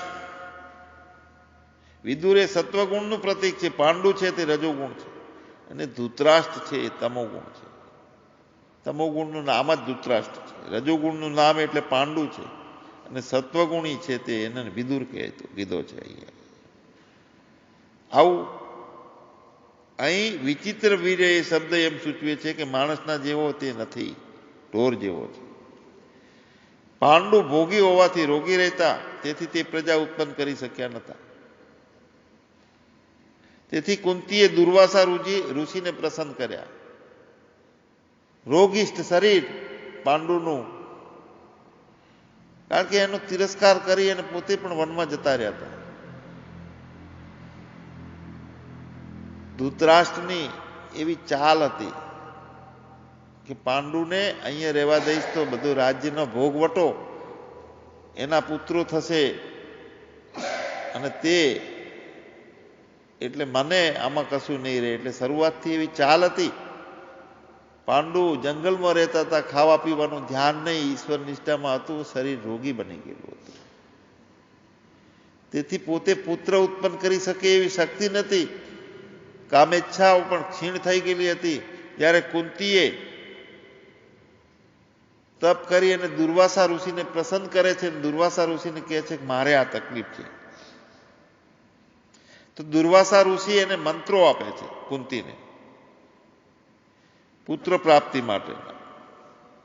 તો એમની પાસેથી મેળવેલા મંત્રોથી સૂર્ય, વાયુ અને ઇન્દ્રનું આહવાન કરી કર્ણ અને 3 પાંડવો ઉત્પન્ન કર્યા છે કુંતીએ. મંત્રોથી સૂર્ય અને વાયુ અને ઇન્દ્રનું આહવાન કર્યું છે.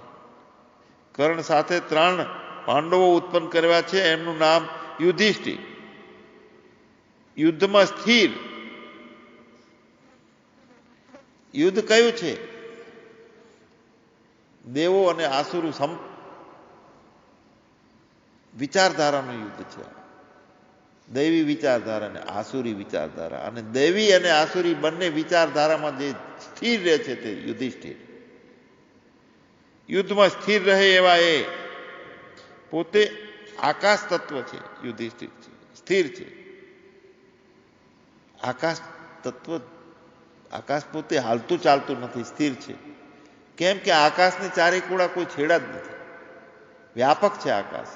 જેની આજુબાજુમાં જગ્યા હોય તે વસ્તુ હાલે. આપણે હાથ હલાવીએ છીએ તો હાલે છે, કારણ કે બંને બાજુ જગ્યા છે. આકાશ હાલતું નથી, ચાલતું નથી, કારણ કે પરિપૂર્ણ છે, વ્યાપક છે. એટલે આકાશ તત્વ છે તે યુધિષ્ઠિર છે, અથવા શબ્દ તન્માત્રા છે તે. યુધિષ્ઠિર, ભીમ અને અર્જુન 3 પાંડવો એ વખતે ઉત્પન્ન થયા છે. ભીમ એ વાયુ તત્વ છે અને સ્પર્શ તન્માત્રા છે એની. અર્જુન તે તેજનું તત્વ છે અને રૂપ તન્માત્રા છે. પાંડુની સ્ત્રી માદ્રીથી નકુલ અને સહદેવ એ બંને ઉત્પન્ન થયા છે. કુંતીના છે કર્ણ, યુધિષ્ઠિર, અર્જુન અને ભીમ. પાંડુની પુત્રી માદ્રીથી નકુલ અને સહદેવ એ પાણી અને પૃથ્વીના તત્વમાં એટલે કે ગંધ અને રસ તન્માત્રામાં ઘટી શકે એવા છે. પેલા 3 તત્વો, યુધિષ્ઠિર એટલે આકાશ તત્વ, ભીમ એ વાયુ તત્વ, અર્જુન એ તેજ તત્વ, નકુલ એ પાણી તત્વ અને સહદેવ તે પૃથ્વી તત્વ. આ 5 તત્વોની વાત કરી છે. એટલે પૃથ્વી તત્વમાં એ ગંધ છે અને પાણી તત્વની તન્માત્રા રસ છે. દ્રૌપદી છે એ વેદીમાંથી ઉત્પન્ન થયેલ એક બુદ્ધિ શક્તિ છે. એનામાં બુદ્ધિ ઘણી હતી. મનરૂપી ચંચળ માછલાઓનો જે વધ કરી શકે તેને બુદ્ધિ પ્રાપ્ત થાય છે. જ્ઞાનાંકુશ સમા બુદ્ધિ ચંચળ મનો ધાવતી સર્વત્ર મદોન્મત ગજેન્દ્ર વ્રત. મન એટલું દોડે છે, એવું ચંચળ છે કે દારૂ પીધેલા હાથીના જેવું છે. કોઈ જગ્યાએ ટકતું નથી. ઘડીક અહીંયા, ઘડીક ત્યાં, ઘડીક આ જોઈએ, ઘડીક પેલું જોઈએ, સતત કૂદકા મારે છે. કોઈ વખતે રૂપમાં જાય તો એમાં મોહિત થઈ જાય અને ગમે તેમ કરીને પણ એ રૂપની પાછું વળતું નથી. શબ્દની પાછળ પડી જાય છે. હરણાને જેમ સંગીત સાંભળવાનો રસ હોય છે, તો એ શબ્દનો રસ સાંભળતા સાંભળતા પોતે પોતાને મોતની પણ ખ્યાલ નથી રહેતો. ભારતી બાણ મારી દે છે. મન છે તે બહુ દોડે છે. મનો ધાવતી સર્વત્ર મદોન્મત ગજેન્દ્ર વ્રત. દારૂ પીધેલા હાથીના જેવું છે.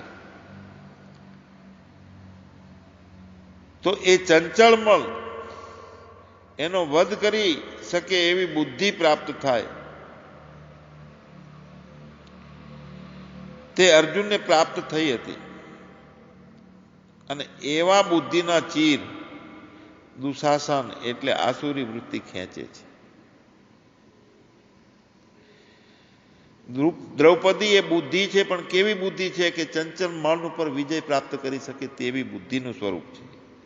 અને દુશાસન અને આસુરી વૃત્તિ, દુશાસન એટલે એ બુદ્ધિના ચીર ખેંચે છે એવું મહાભારતમાં વર્ણન છે. પણ બુદ્ધિએ આત્મપક્ષપાતી હોવાથી આત્મારૂપી કૃષ્ણ એનું રક્ષણ કરી શકે છે. ધૃતરાષ્ટ્ર એટલે બીજાનું રાષ્ટ્ર પચાવી લેવું.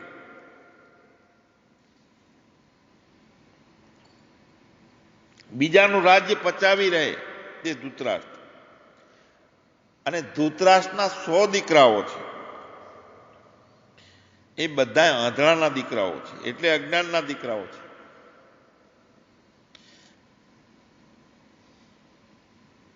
જે અજ્ઞાની હોય તો એનો પરિવાર બધો અજ્ઞાની, એનો વસ્તાર પણ અજ્ઞાની, એની સમજ પણ અજ્ઞાનની, એનું ખાવું પીવું રહેવું તેવો પણ અજ્ઞાનની. આપણે જ્ઞાની તો આપણો વસ્તાર બધો વિસ્તાર પણ જ્ઞાનનો. આપણે પોતે અજ્ઞાની તો આપણો વિસ્તાર પણ અજ્ઞાનનો છે. ધૃતરાષ્ટ્રના 100 દીકરા બધા આંધળાના અજ્ઞાનના દીકરાઓ થયા છે. અને બધા અજ્ઞાનના દીકરા, બધાના નામ દુથી શરૂ થાય છે. દુર્યોધન, દુશાસન, દુર્મર્દ. બેન હતું એનું નામ એ દુશાલા. બધા દુથી શરૂ થાય એમના નામો. દુર્યોધનને ભીમની ગદા જાંઘમાં લાગી ત્યારે જ તે મર્યો. આ એક વાત આપણી ભાગવતમાં આવે છે, મહાભારતમાં આવે છે. રાવણને પણ રામે ડૂંટી આગળ બાણ માર્યું હતું, નાભીમાં બાણ માર્યું હતું.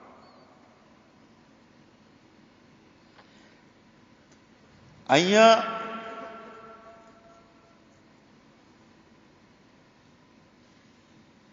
10 ઇન્દ્રિયોમાં રસ લેનાર અહંકાર મર્યો નાભીમાં.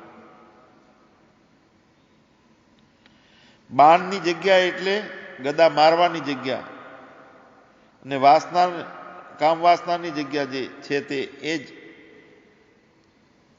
એ જ ગદા મારવાની જગ્યા છે. તે કામ વાસના ઉપર ગદા મારવાની છે. પાંડવોને કૌરવોએ લાક્ષાગૃહમાં રાખેલા હતા. તે બળી જાય એવું ઘર એમને એક બનાવ્યું. માણસનું શરીર સમજવાનું છે. લાક્ષાગૃહ છે આપણું, બળે છે, બળવાનું જ છે. ઉત્પન્ન થાય છે એટલે ચમકે છે, ચમકે છે, પાછું કાળું પડે છે, કાળું પડે છે, બળે છે. તો માણસનું શરીર છે તે લાક્ષાગૃહ છે. એમાં વિદુરના કહેવાથી એટલે જ્ઞાન શક્તિથી 5 તન્માત્રાઓ છૂટી શકેલી છે. ને તે લાક્ષાગૃહનો રખેવાળ પ્રરોચન એટલે દેહમાં સુખ માનવા વાળી બુદ્ધિ. પ્રરોચન છે તે લાક્ષાગૃહનો રખેવાળ હતો, એનું નામ આવે છે અહીંયા મહાભારતમાં. એટલે દેહમાં જે સુખ માણવાવાળી બુદ્ધિ છે, તો એ બુદ્ધિ બળી ગઈ છે. તે પછી પાંડવો દ્વૈત વનમાં અને કામુક વનમાં ગયા છે, બુદ્ધિ બળી ગયા પછી. તો આવા વનમાં એટલે કે ભેદ બુદ્ધિવાળા અને વાસનાવાળા સંસારમાં સૌને રખડવું પડે છે. આપણી વાત કરી છે અહીંયા, આપણો અનુભવ છે. ભટકીએ છીએ કેમ? વાસના, ભેદ બુદ્ધિવાળું અને આ વાસનાવાળું જે મન છે એ આપણને આ સંસારમાં ભમાડે છે, મનડું કરે છે. મનન ત્યારે જગત ઊભું થાય છે. મન જ્યારે જેમાં જેમાં જે વિષયને પકડે છે, ભેદ બુદ્ધિ પકડે છે, અલગ અલગ નોખા નોખા જાણવું બધાને વ્યક્તિ તરીકે, એમાં પરમાત્માને અન્વય ના જાણવો, સદાય રહેલો છે એવો પરમાત્મા. ભેદ બુદ્ધિ, જો બુદ્ધિની અંદર જ્ઞાન પ્રગટ થઈ જાય તો જે ચાલવા વાળા છે એમાં અચલનું દર્શન કરી લે બુદ્ધિ. જેટલું જેટલું દેખાય છે એમાં અદ્રશ્ય છે એને જોઈ લે છે બુદ્ધિ, એવી બની જાય છે. જેટલા જેટલા કર્તાઓ જણાય છે એની અંદર અકર્તાનું દર્શન થઈ જાય એવી બુદ્ધિ બને છે. જેનું જેનું સંસારમાં વિકાર થાય છે એમાં અવિકારી હાથમાં આવી જાય બુદ્ધિને. દ્વૈત બધા છૂટી જાય, ભેદ બુદ્ધિ જાય, વાસનાવાળી બુદ્ધિ અને ભેદવાળી બુદ્ધિ જેની હોય છે એને સંસારમાં રખડવું પડે છે. અને તેમાં ક્ષમતાથી ગુપ્તપણે રહી શકાય તો પછી વિરાટ એટલે વિશાળ પ્રદેશ મળે છે. ક્ષમતા એટલે બધું હરખું થઈ જવું અને એક પરમાત્મા રૂપે રહેવું. હાથી મેં તું મોટો, કીડી મેં તું છોટો, મહાવત બનકર માથે બેઠો, આકણવારો તું કોટો. ચોર ચોરી કરવા જાય છે, પોલીસ એને પકડે છે, બીજો કોઈ એને સાઈડમાં ચાડી ખાય છે કે આણે ચોરી કરી હતી, તો ચોરે ભગવાન તું બન્યો, પકડવા વાળો પોલીસે તું બન્યો, ચાડી ખાવા વાળો તું બન્યો, જેલમાં પૂરવા વાળો તું બન્યો, એને સજા આલવા વાળો તું બન્યો. એક જ દર્શન એટલે સમદર્શન. સમત્વ એક યોગ છે, સમત્વ યોગમ ઉચ્ચતે. સમથર્થ ભૂમિ થાય ત્યારે એની અંદર બીજ ઉગે છે. જ્યાં સુધી ભૂમિની અંદર કાંકરા હોય, ઢેફા હોય, એની અંદર કચરો પડેલો હોય, ખડ પડેલું હોય, તો અનાજ ઉગતું નથી, અંકુરિત થતું નથી. કારણ કે એ ભૂમિ ઉગવા માટેની લાયકાતી ધરાવતી નથી. બધો કચરો એની અંદરથી વીણાઈ જાય, પાણીથી એ ભૂમિ કડકના બદલે મૃદુ થઈ જાય, એના ઉપર સમાર ફેરવવામાં આવે અને સમથળ ભૂમિ બની જાય ત્યારે એની અંદર બીજ રોપાય છે અને અંકુરિત થાય છે. તેમ ક્ષમતાથી ગુપ્તપણે રહી શકાય તો પછી વિરાટ એટલે કે વિશાળ પ્રદેશ મળે છે આપણને. અને જ્ઞાન વ્યાપક થઈ જાય છે એ વખતે, બુદ્ધિ ઋતુંબરા થઈ જાય છે, અસ્તિત્વ રૂપે પોતે વિલસે છે બુદ્ધિ, બુદ્ધિનું બુદ્ધિપણું ખલાસ થઈ જાય છે. વિરાટને ત્યાં અર્જુન એની દીકરી ઉત્તરાને ભણાવવા માટે રહે છે. વિરાટ રાજાની દીકરી છે, ગુપ્તવાસ વનવાસ દરમિયાનમાં ઉત્તરાને ભણાવવા માટે અર્જુન વિરાટ રાજાના ત્યાં રોકાઈ જાય છે. વિરાટને ત્યાં અર્જુન વિરાટની દીકરી ઉત્તરાને ભણાવવા માટે રહેલ છે. તે જ્ઞાનની ઉત્તર ભૂમિકા છે. તે અભિમન્યુને પરણાવેલ છે ઉત્તરા, અને તેમાંથી પરીક્ષિત જન્મ્યા છે. વનવાસ પછી પાંડવોને એટલે 5 તન્માત્રાને રહેવા આસુરી પ્રવૃત્તિવાળા જગ્યા આપતા ન હતા. ત્યારે યુદ્ધની તૈયારી થાય છે. ગીતામાં શરૂઆતમાં ધર્મક્ષેત્રે કુરુક્ષેત્રે આવું કીધેલું છે. એટલે ધર્મક્ષેત્ર રૂપી કુરુક્ષેત્ર સમજવાનું છે. આ કુરુક્ષેત્ર એટલે જ્યાં કરવું કરવું કરવું કરવું કરવું કરતાનો ભાવ, આ કુરુક્ષેત્ર છે. સતત ઇન્દ્રિયોમાં રમવું તે કુરુક્ષેત્ર. અને ગીતાના 13મા અધ્યાયમાં પણ કીધું છે કે આ શરીરને ક્ષેત્ર સમજવાનું છે. ક્ષેત્રજ્ઞ ધીયતે. તો આ શરીરને ક્ષેત્ર સમજવાનું છે. તે શરીરરૂપી ક્ષેત્રમાં દૈવી પ્રકૃતિ અને આસુરી પ્રકૃતિનું યુદ્ધ ચાલે છે સતત.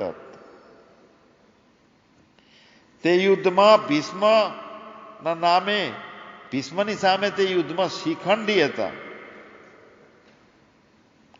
એ શિખંડી થોડો વખત સ્ત્રી થાય એટલે સમાધિ દશામાં આત્મા થાય, અને વ્યુત્થાન જ્યારે પાછી વૃત્તિ ઉત્થાન થઈ જાય તો પ્રકૃતિ થાય છે,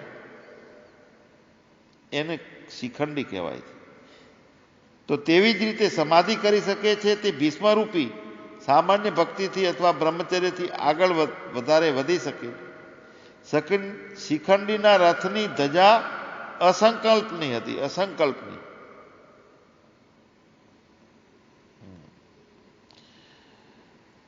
ભીષ્મના મરણ પછી એની જગ્યાએ દ્રોણ આવે છે. તો તે પરોક્ષ જ્ઞાનનું સ્વરૂપ છે. દ્રોણ એટલે પરોક્ષ જ્ઞાન આવે છે. તે દ્રોણને દૃષ્ટધૂમને એટલે કે અપરોક્ષ જ્ઞાને માર્યો છે. પરોક્ષ જ્ઞાન એટલે હું પરમાત્મા જેવું કંઈક છે એવું જાણવું શ્રદ્ધા કરીને, પણ હું પોતે જ છું, હું સાક્ષાત છું, મારા સિવાય બીજો કોઈ અલગ પરમાત્મા છે નહીં. આ અપરોક્ષ જ્ઞાન. તો અપરોક્ષ જ્ઞાને પરોક્ષ જ્ઞાનને હણ્યું. એટલે દુષ્ટધૂમે એટલે અપરોક્ષ જ્ઞાને દ્રોણને પરોક્ષ જ્ઞાનને મારેલ છે. મહાભારતમાં 18 અક્ષોની સેના હતી, એટલે 10 ઇન્દ્રિયો અને 8 પ્રકૃતિ. 5 જ્ઞાનેન્દ્રિય, 5 કર્મેન્દ્રિય, 5 પ્રકૃતિ અને 3 ગુણો, 3 અંતઃકરણ. ઇન્દ્રિયોને 8, 5, 10, 18 અક્ષોની સેના હતી, એટલે 10 ઇન્દ્રિયો અને 8 પ્રકૃતિઓ હતી. અર્જુન રૂપી તેજ પાસે પાશુપત અસ્ત્ર હતું. વનવાસમાં તપ કરીને જેને શંકર પાસેથી જે મેળવ્યું હતું, ઇન્દ્રકીલ પર્વત ઉપર ગયો હતો અર્જુન. જ્યારે યુદ્ધ કરવાનું હતું એ વખતે ભગવાને એને કીધું હતું કે તારે યુદ્ધ કરવાનું છે તો શક્તિ જોઈ છે. ભીષ્મ, દ્રોણ, કર્ણ કેટલાય મહાન યોદ્ધાઓ તારી સામે છે, તું કેવી રીતે જીતી શકીશ? શક્તિની જરૂર પડશે તો ઇન્દ્રકીલ પર્વત ઉપર વ્યાસ ભગવાન છે, ત્યાં તું જા. એ તને સલાહ આપશે અને શંકર ભગવાનને સાક્ષાત કરી અને તને એના માટે શક્તિ આપશે.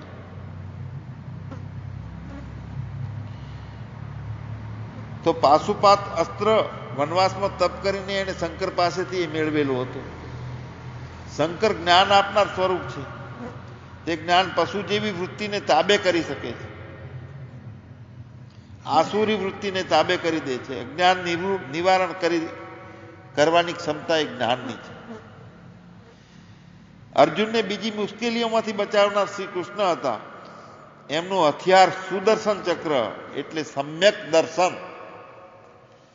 કોઈ ભમે છે એ ચક્રની વાત લૌકિક છે અર્થ, પણ પારલૌકિક આધ્યાત્મિક અર્થ છે કે સુદર્શન એટલે સમ્યક દર્શન. જીત દેખું તીતું પોતું, એવું આજી દઉં આંખમાં અંજન દેખાય બધે કૃષ્ણ કનૈયો. જ્યાં જ્યાં નજર મારી ફરે યાદી ભરી ત્યાં આપની. હરિદર્શન. હરિ વ્યાપક છે, સર્વત્ર છે અને સમાન છે. હરિવ્યાપક સર્વત્ર સમાના, પ્રેમ સે પ્રગટ હો હી મેં જાના. વ્યાપક હરિનું દર્શન એ સમ્યક દર્શન છે. જે પરમાત્મા સિવાય બીજું બધું દેખાય નહીં. વ્યક્તિત્વનો ભાવો ખલાસ થઈ જવાથી અવિદ્યા ખલાસ થઈ. તો સુદર્શન ચક્ર એટલે સમ્યક દર્શન. અને તે ફક્ત એક જ વાર વાપરેલું છે ભગવાને, કારણ કે તે વપરાય એટલે બધા વિઘ્નો દૂર થઈ જાય.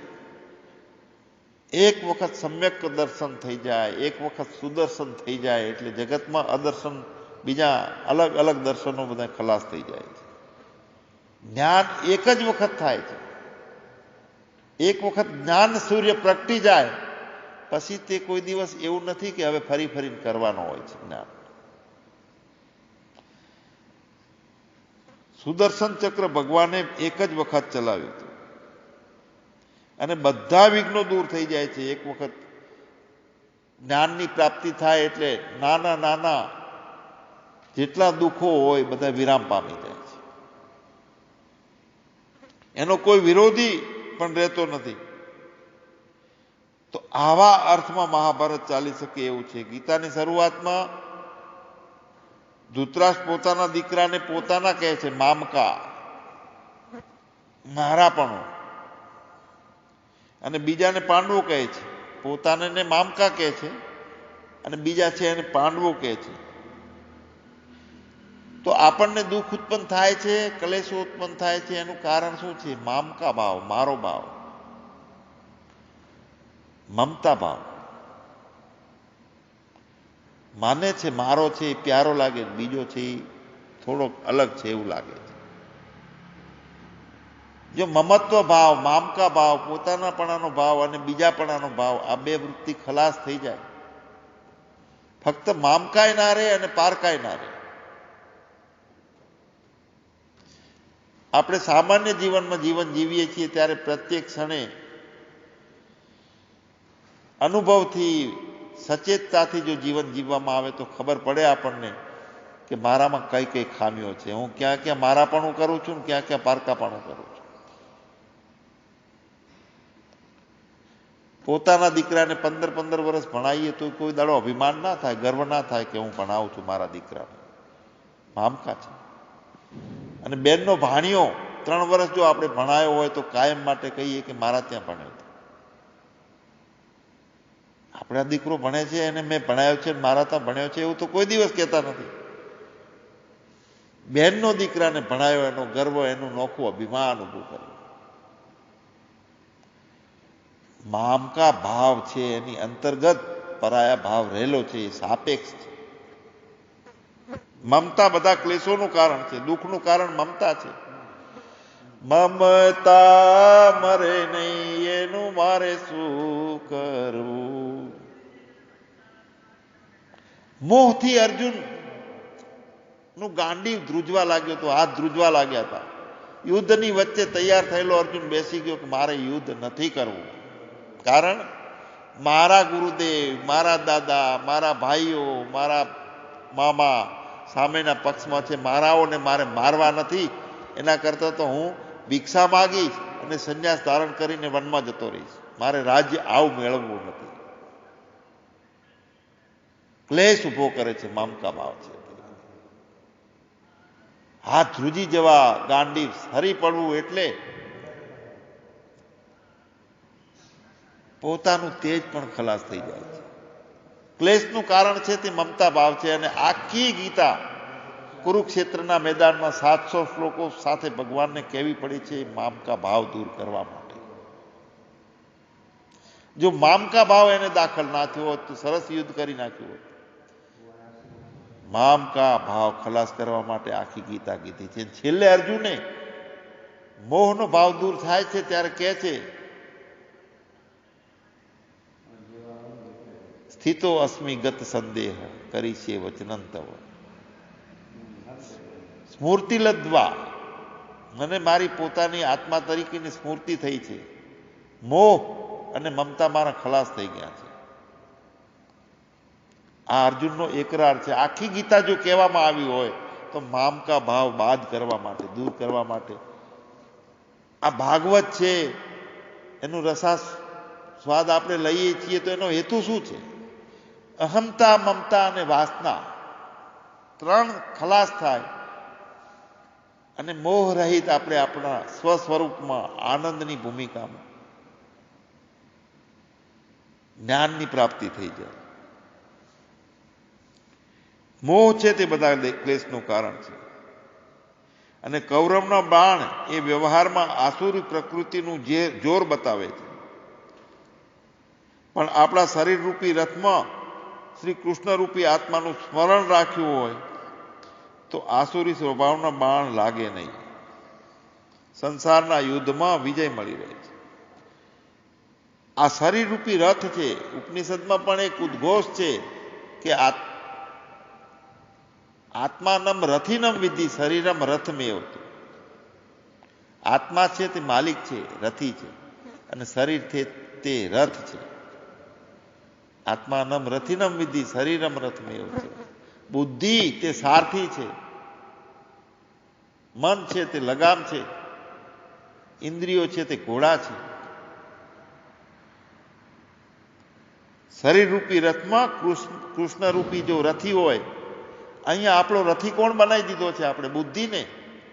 બુદ્ધિ છે તે આપણા માલિક બનીને બેઠી છે આ રથનું. બુદ્ધિ છે તે આ જીવન રથને ખાડામાં લઈ જાય છે, અજ્ઞાનમાં લઈ જાય છે. પણ જો એ જગ્યાએ બુદ્ધિની જગ્યાએ હું પરમાત્માને બેસાડી દઉં કે ભગવાન, જ્ઞાનની અવસ્થા આવી જાય અને ભગવાન રથી એટલે આ શરીરનો માલિક બની જાય, રથનો માલિક બની જાય, તો એમાં કોઈ આસુરી ભાવ પેસી શકતો નથી. ભગવાનનું આત્માનું સ્મરણ સતત રહ્યું હોય તો આસુરી સ્વભાવના જે બાણ છે તે લાગે નહીં અને સંસારના યુદ્ધમાં વિજય મળે છે. સંસાર જીવવા જેવો લાગે, વિજય. જીવનનું અંતિમ આ મનુષ્ય જન્મ મળ્યો છે ત્યાં મુખ્ય લક્ષ્ય આપણું આવવું જોઈએ કે હું જ્ઞાન પ્રાપ્તિ કરીને જ રહીશ. વારંવાર જન્મ મરણમાં જવાનું મારું બંધ થઈ જશે અને તે મનુષ્ય શરીર છે ત્યાં સુધી શક્ય છે. પરીક્ષિત રાજા શ્રીમદ ભાગવતમાં સાંભળનાર તરીકે મુખ્ય અધિકારી હતા. અહીંયા ભાગવતનું રસાપાન કોણ કરી શકે? એનું અધિકારી પાત્ર કોણ છે? તો પરીક્ષિત રાજા શ્રીમદ ભાગવતમાં સાંભળનાર તરીકે મુખ્ય અધિકારી છે અને તે ઉત્તરાના ગર્ભમાં એટલે ઉત્તમ ભૂમિકામાંથી આવેલ છે.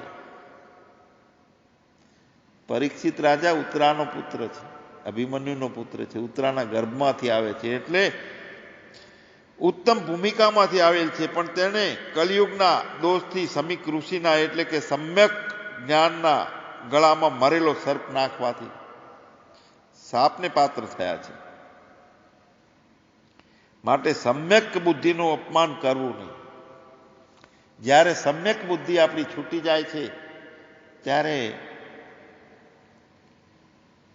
માયા પણ આપણને સાથ, પ્રકૃતિ પણ આપણને સાથ નથી આપતી. દુઃખો સુખસ્ય દુઃખસ્ય ન કોપી દાતા. સુખ અને દુઃખ બીજો કોઈ આપનાર નથી અને બીજો કોઈ આપનાર છે તો તે મારું અજ્ઞાન છે એવું હું માનું છું. તે પોતાની બુદ્ધિની અંદર અજ્ઞાન હોય, બીજા છે તે બીજા અલગ અલગ દેખાતા હોય એટલે એનો વેર અને હરીફાઈઓ ચાલુ થાય છે, બીજો બીજો છે.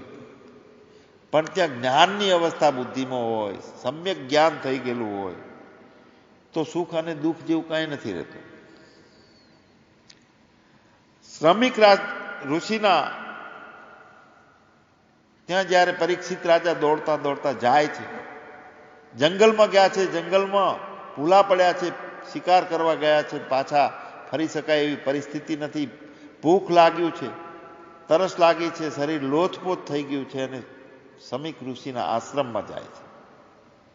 અને સમીક ઋષિના આશ્રમમાં જઈ અને પાણી જોઈએ છે, ખાવા જોઈએ છે, માગે છે. સમીક ઋષિ ધ્યાનમાં હોય છે, કોઈ ખ્યાલ નથી રાખતા એટલે મરેલો સાપ એના ગળામાં નાખે છે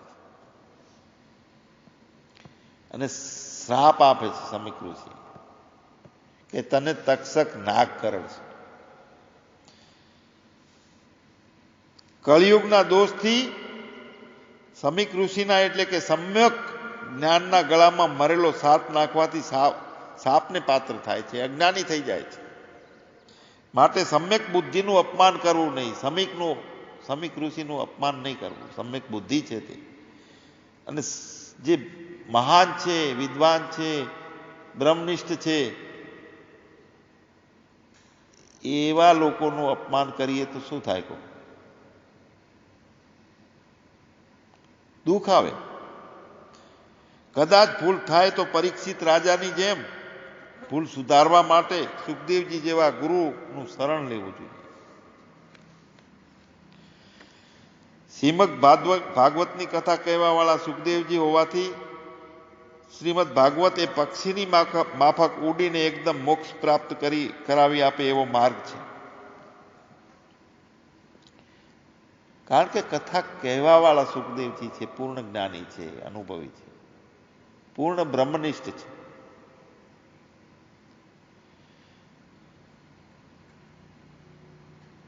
આકાશમાં મુક્ત પંખી ઉડતું હોય એવી રીતે આ જીવાત્માને મુક્ત કરી શકે એવી ક્ષમતા સુખદેવજીમાં છે. એની વાણી પણ પરાની છે, આપ્ત વાણી છે, રોચક વાણી કે લોકોને ખુશ કરવા વાળી વાણી નહીં. એની પણ જરૂર છે રોચક વાણીની.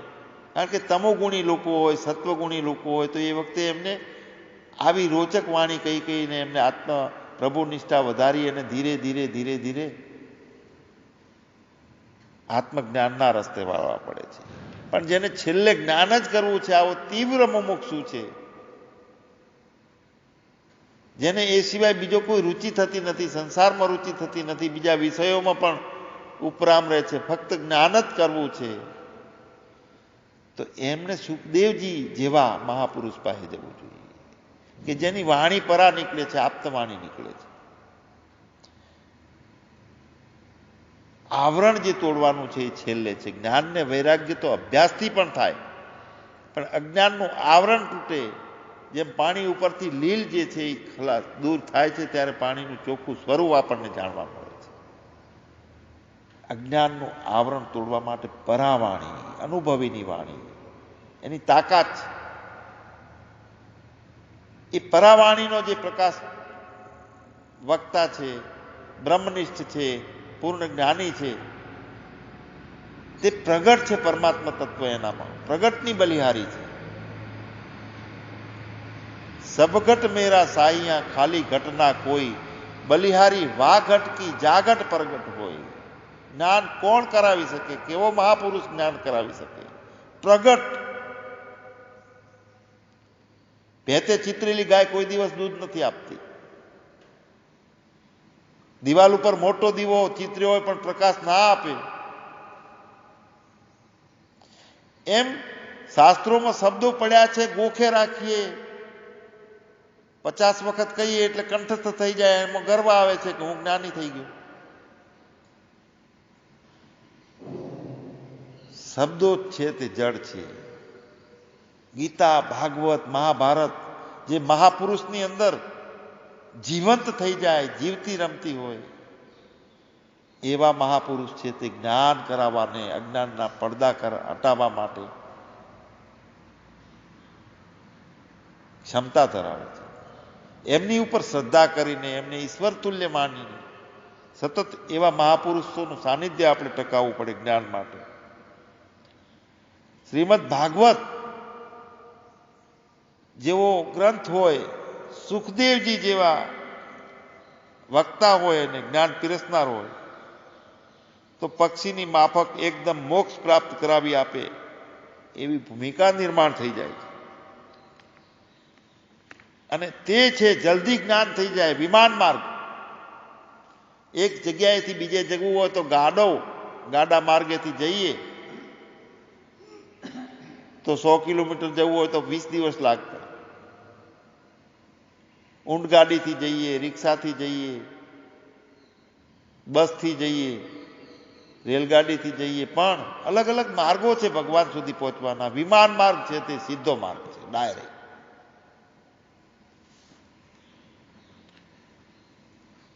સીધો વિમાન માર્ગ. એટલે શરીર, યોગ માર્ગ, કર્મ માર્ગ, જ્ઞાન માર્ગ બધું શરીરની ધારણાઓમાં થતું હોય એમાંથી બહાર નીકળીને પોતે બધાને દ્રશ્ય બનાવી દે. જ્ઞાન માર્ગીમાં બુદ્ધિ વિચક્ષણ જોઈએ. શબ્દની સાથે તરત એને જ્ઞાનનું લક્ષ્ય થઈ જાય.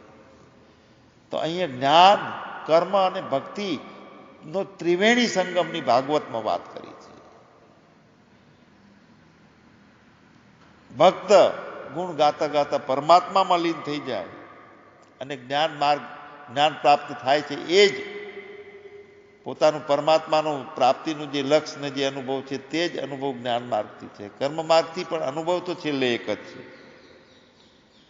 વિહંગમ માર્ગ પણ કીધો છે જ્ઞાન માર્ગ. અને તે સુખદેવજી પોતાના માના ગર્ભમાં 12 વર્ષ સુધી રહ્યા હતા. કોઈએ પૂછ્યું તું એમને કેમ બહાર આવતા નથી તમે? ત્યારે ગર્ભમાંથી એમને જવાબ આપ્યો હતો કે હાલમાં જગતમાં માયા બહુ છે, તો અનુકૂળ વખત આવશે તો તે જોઈને હું બહાર આવીશ. ખૂબ માયાનો પ્રચાર પ્રસાર છે. જ્ઞાન નથી, વૈરાગ્ય નથી, ફક્ત લોકો ખાઓ પીઓ અને મોજ કરો અને બીજાનું ઝડપીને મારું ગજવું ભરો. ઈશ્વર ઉપર નિષ્ઠા નથી, માયાનો પ્રભાવ વધારે છે. તો મારું આવું અત્યારે મને યથાર્થ લાગતું નથી. ગર્ભમાં 12 વર્ષ સુધી રહ્યા છે. જ્યારે મને સ્થિતિ અનુકૂળ લાગશે તો હું આવીશ.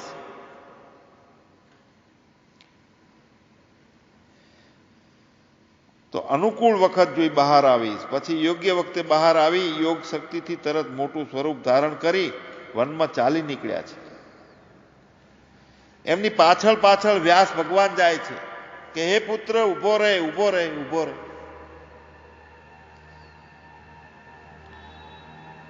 સુખદેવજીનો એક ભાવ હતો, કોણ પિતા, કોણ સંસાર, કોણ બીજું, કોણ જગત, કોણ સંસાર, કાંઈ નહીં. સર્વાત્મ ભાવ હતો. દ્રષ્ટિમાં પરમાત્મા સિવાય બીજું કાંઈ એમને દેખાતું જ નહોતું. બધું પરમાત્મા રૂપે હતું. જ્યારે વ્યાસ ભગવાન એ દીકરા, એ પુત્ર ઉભો રહે, ઉભો રહે, ઉભો રહે, તો એમને જવાબ દેવાનું કાંઈ ભાન નહોતું. કાંઈ વૃક્ષોએ જવાબ આપ્યો છે એમને કે શું મોહમાં પડ્યા છો તમે? એને કોણ પિતા કોણ પુત્ર તમારો?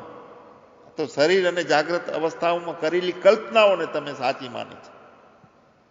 વૃક્ષો જવાબ આલે છે. કારણ કે વૃક્ષો સાથેનું એટલું તાદાત્મ સર્વાત્મ ભાવ હોવાથી સુખદેવજીનું વૃક્ષ પણ બોલે, પથ્થર પણ બોલે, પવન પણ બોલે, તાદાત્મ થઈ જાય છે ત્યારે એ થાય છે. સુખદેવજી સર્વાત્મ ભાવથી રહેતા હતા. વૃક્ષો એમના વતી જવાબ આપે. બ્રહ્મનિષ્ઠા પણ બહુ હતી ને, એટલે તો એમના નગ્ન સ્ત્રીઓ નાતી હોય, કપડા ના પહેરેલો હોય છતાંય ત્યાંથી નીકળે નિર્ભયતાથી. બધા રામ દેખાય છે, એમને ક્યાં સ્ત્રી અને મોહ દેખાય છે, રૂપ દેખાય છે. એ સુખદેવજી સર્વાત્મ દ્રષ્ટિ હોવાથી જો પેલી સ્ત્રીઓએ કોઈ વસ્ત્રો પહેરવાની ઝડપી ઝડપી આવે છે પહેરી લઈએ એવું કોઈ, અને વ્યાસ ભગવાન અહીંયાથી નીકળ્યા હતા તરત બધી શરમાઈને કપડાં પહેરવા માંડી હતી. તો આ બ્રહ્મનિષ્ઠાની પરીક્ષા બહારનું જગત કરે છે અને તેવાની કસોટી પણ બહુ થાય છે જગતમાં. રંભા નામની અપ્સરા સુખદેવજીને મોહ કરવા માટે આવી અને કીધું કે બીજી સ્ત્રીઓના શરીરમાંથી તો દુર્ગંધ નીકળે છે અને મારા શરીરમાંથી સુગંધ આવે છે, તેથી તમને મારા સુખથી જ, મારા સંગથી જ સુખ થશે. જુઓ, પરીક્ષા પણ થાય છે. અપ્સરા 16 શણગાર સજીને સ્વરૂપવાન સુખદેવજીને મોહ કરાવવા માટે આવે છે. સુખદેવજી શું જવાબ આપે છે કે તારું શરીર તો ઘણું સારું છે, તેથી હવે જો કદાચ બીજો જન્મ લેવાનો વખત આવશે તો તારા પેટે હું દીકરા તરીકે જન્મ લઈશ. રંભાને કરાવો તો મોહ, એને સૈયા સુખ માણવું હતું. સુખદેવજી કહે છે કે તારું શરીર સારું છે, ફરીથી જન્મ હું તારી કુખે લઉં, થાય તો જન્મ લેવાનો. આવા બ્રહ્મજ્ઞાની શ્રીમદ ભાગવતની કથા કરનાર હોય અને અધિકારી વર્ગ તીવ્ર મુમુક્ષુ બેઠો હોય તો એકી સાથે હજારોને જ્ઞાન થઈ જાય છે.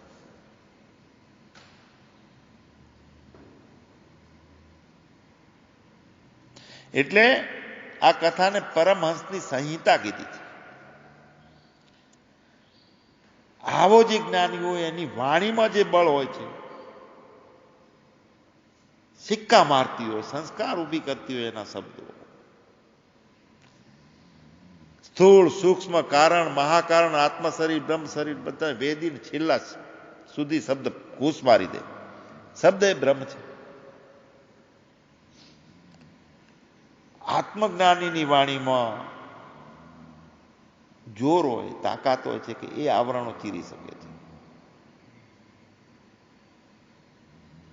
ભટકણ આપણી શાસ્ત્રોમાં રહે, અલગ અલગ અલગ અલગ અલગ અલગની ભૂમિકા આપણી રહે તો આપણી ખટપટ મટતી નથી. જો ખટપટ મટી જાય તો ઝટપટ જ્ઞાન થઈ જાય. 7 દિવસમાં જ્ઞાન પરીક્ષિતને થયું. આપણે તો એવું વિચારીએ છીએ કે 7 જન્મો સુધી આપણને શેનું જ્ઞાન થાય? આપણે તો અજ્ઞાની છીએ. એ તો પરીક્ષિત રાજાને થાય, વશિષ્ઠને થાય, વિશ્વામિત્રને થાય, વાલ્મીકીને થાય. તો વાલ્મીકી શું કાંઈ એવું લાયસન્સ લઈને આવ્યા હતા ઉપરથી જન્મતા પહેલા? અથવા કોઈ એવી રીતની કુંડમાં ડૂબકી મારીને એમને તૈયાર વાલીઓને ડૂબાડ્યો ને વાલ્મીકી થઈને બહાર આવી ગયો હતો? આપણી ગ્રંથિઓ આપણને નડે છે જ્ઞાન માર્ગમાં જવાની. અષ્ટાવક્ર ગીતામાં કીધું છે ને, જનક રાજાએ પ્રશ્ન પૂછ્યો છે કે જ્ઞાન ક્યારે પ્રાપ્ત થાય? અધુનામ, તરત જ. જે તું પોતે છો એને જાણવામાં કેટલી વાર? અલગ હોય તો લાઈન ભેગો કરવો પડે. ઘણા જ્ઞાનીઓ વાત કરે છે કે મન છે જેમ નદી સમુદ્રમાં ભળી જાય એમ મન આત્મામાં ભળી જાય. તો મન ક્યાં નોખું છે ભળે? કલ્પના છે, વૃત્તિ છે.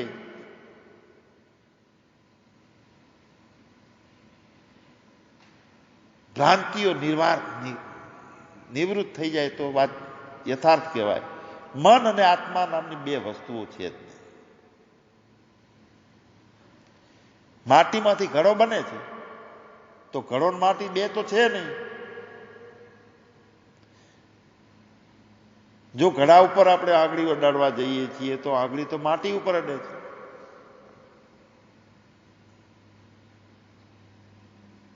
ઘડો જણાય છે તો એમાં કેટલા ટકા ઘડો છે? 100% માટી છે, 1% ઘડો નથી.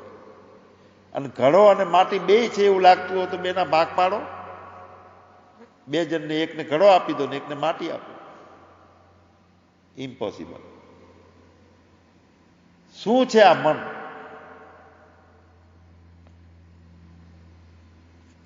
જગત શું છે? તો મને ઊભી કરેલી કલ્પના છે એ જગત છે. મન કરે છે મનન ત્યારે જગત ઊભું થાય છે. મનડું કરે છે. પોતાનું અલગ અસ્તિત્વ વ્યક્તિત્વ એને ધારણ કર્યું. જોઈએ અહમતા મમતા વાસના ધારણ થઈ એ પ્રમાણે જગત મને જાય છે. અને જીવના ભોગ માટે ઈશ્વર એ વસ્તુઓ બધી પૂરી થાય જાય છે. આ જગત બ્રહ્માંડો બને જાય છે અલગ અલગ. બધી ધાતુઓ, લોખંડ, સિમેન્ટ બધું જે છે એ પરિપૂર્ણ મળતું રહે છે જીવના ભોગ માટે. કલ્પના સિવાય બીજું કાંઈ નથી. મન અને પરમાત્મા 2 નથી.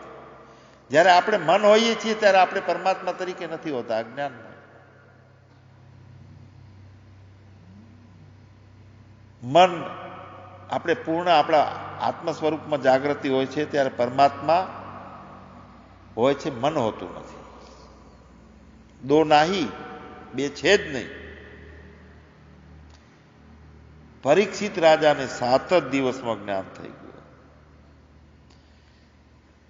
તો કેવી રીતે થયું, શું છે આગળ, એ બધી આગળની કથા આપણે બીજા સેશનમાં લઈએ. સદગુરુ દેવની જય. રામચંદ્ર ભગવાનની જય.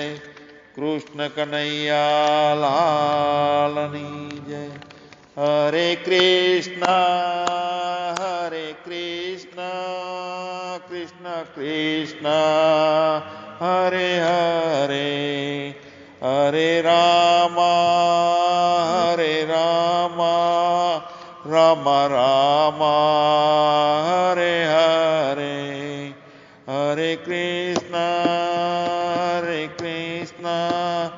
कृष्ण कृष्ण हरे हरे। ॐ स्वस्ति न इन्द्रो वृद्धश्रवः स्वस्ति न पुंसा विश्ववेदाः स्वस्ति नस्ताक्षर्यो अरिष्टनेमिः स्वस्ति नो बृहस्पतिर्ददातु।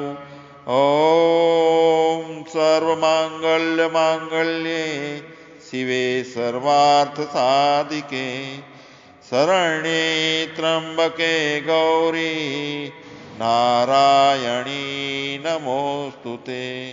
सर्वत्र सुखिनः सन्तु सर्वे सन्तु निरामया सर्वभद्राणि पश्यन्तु मा कश्चित् दुःखभाग् भवेत्। ॐ शान्तिः शान्तिः शान्तिः।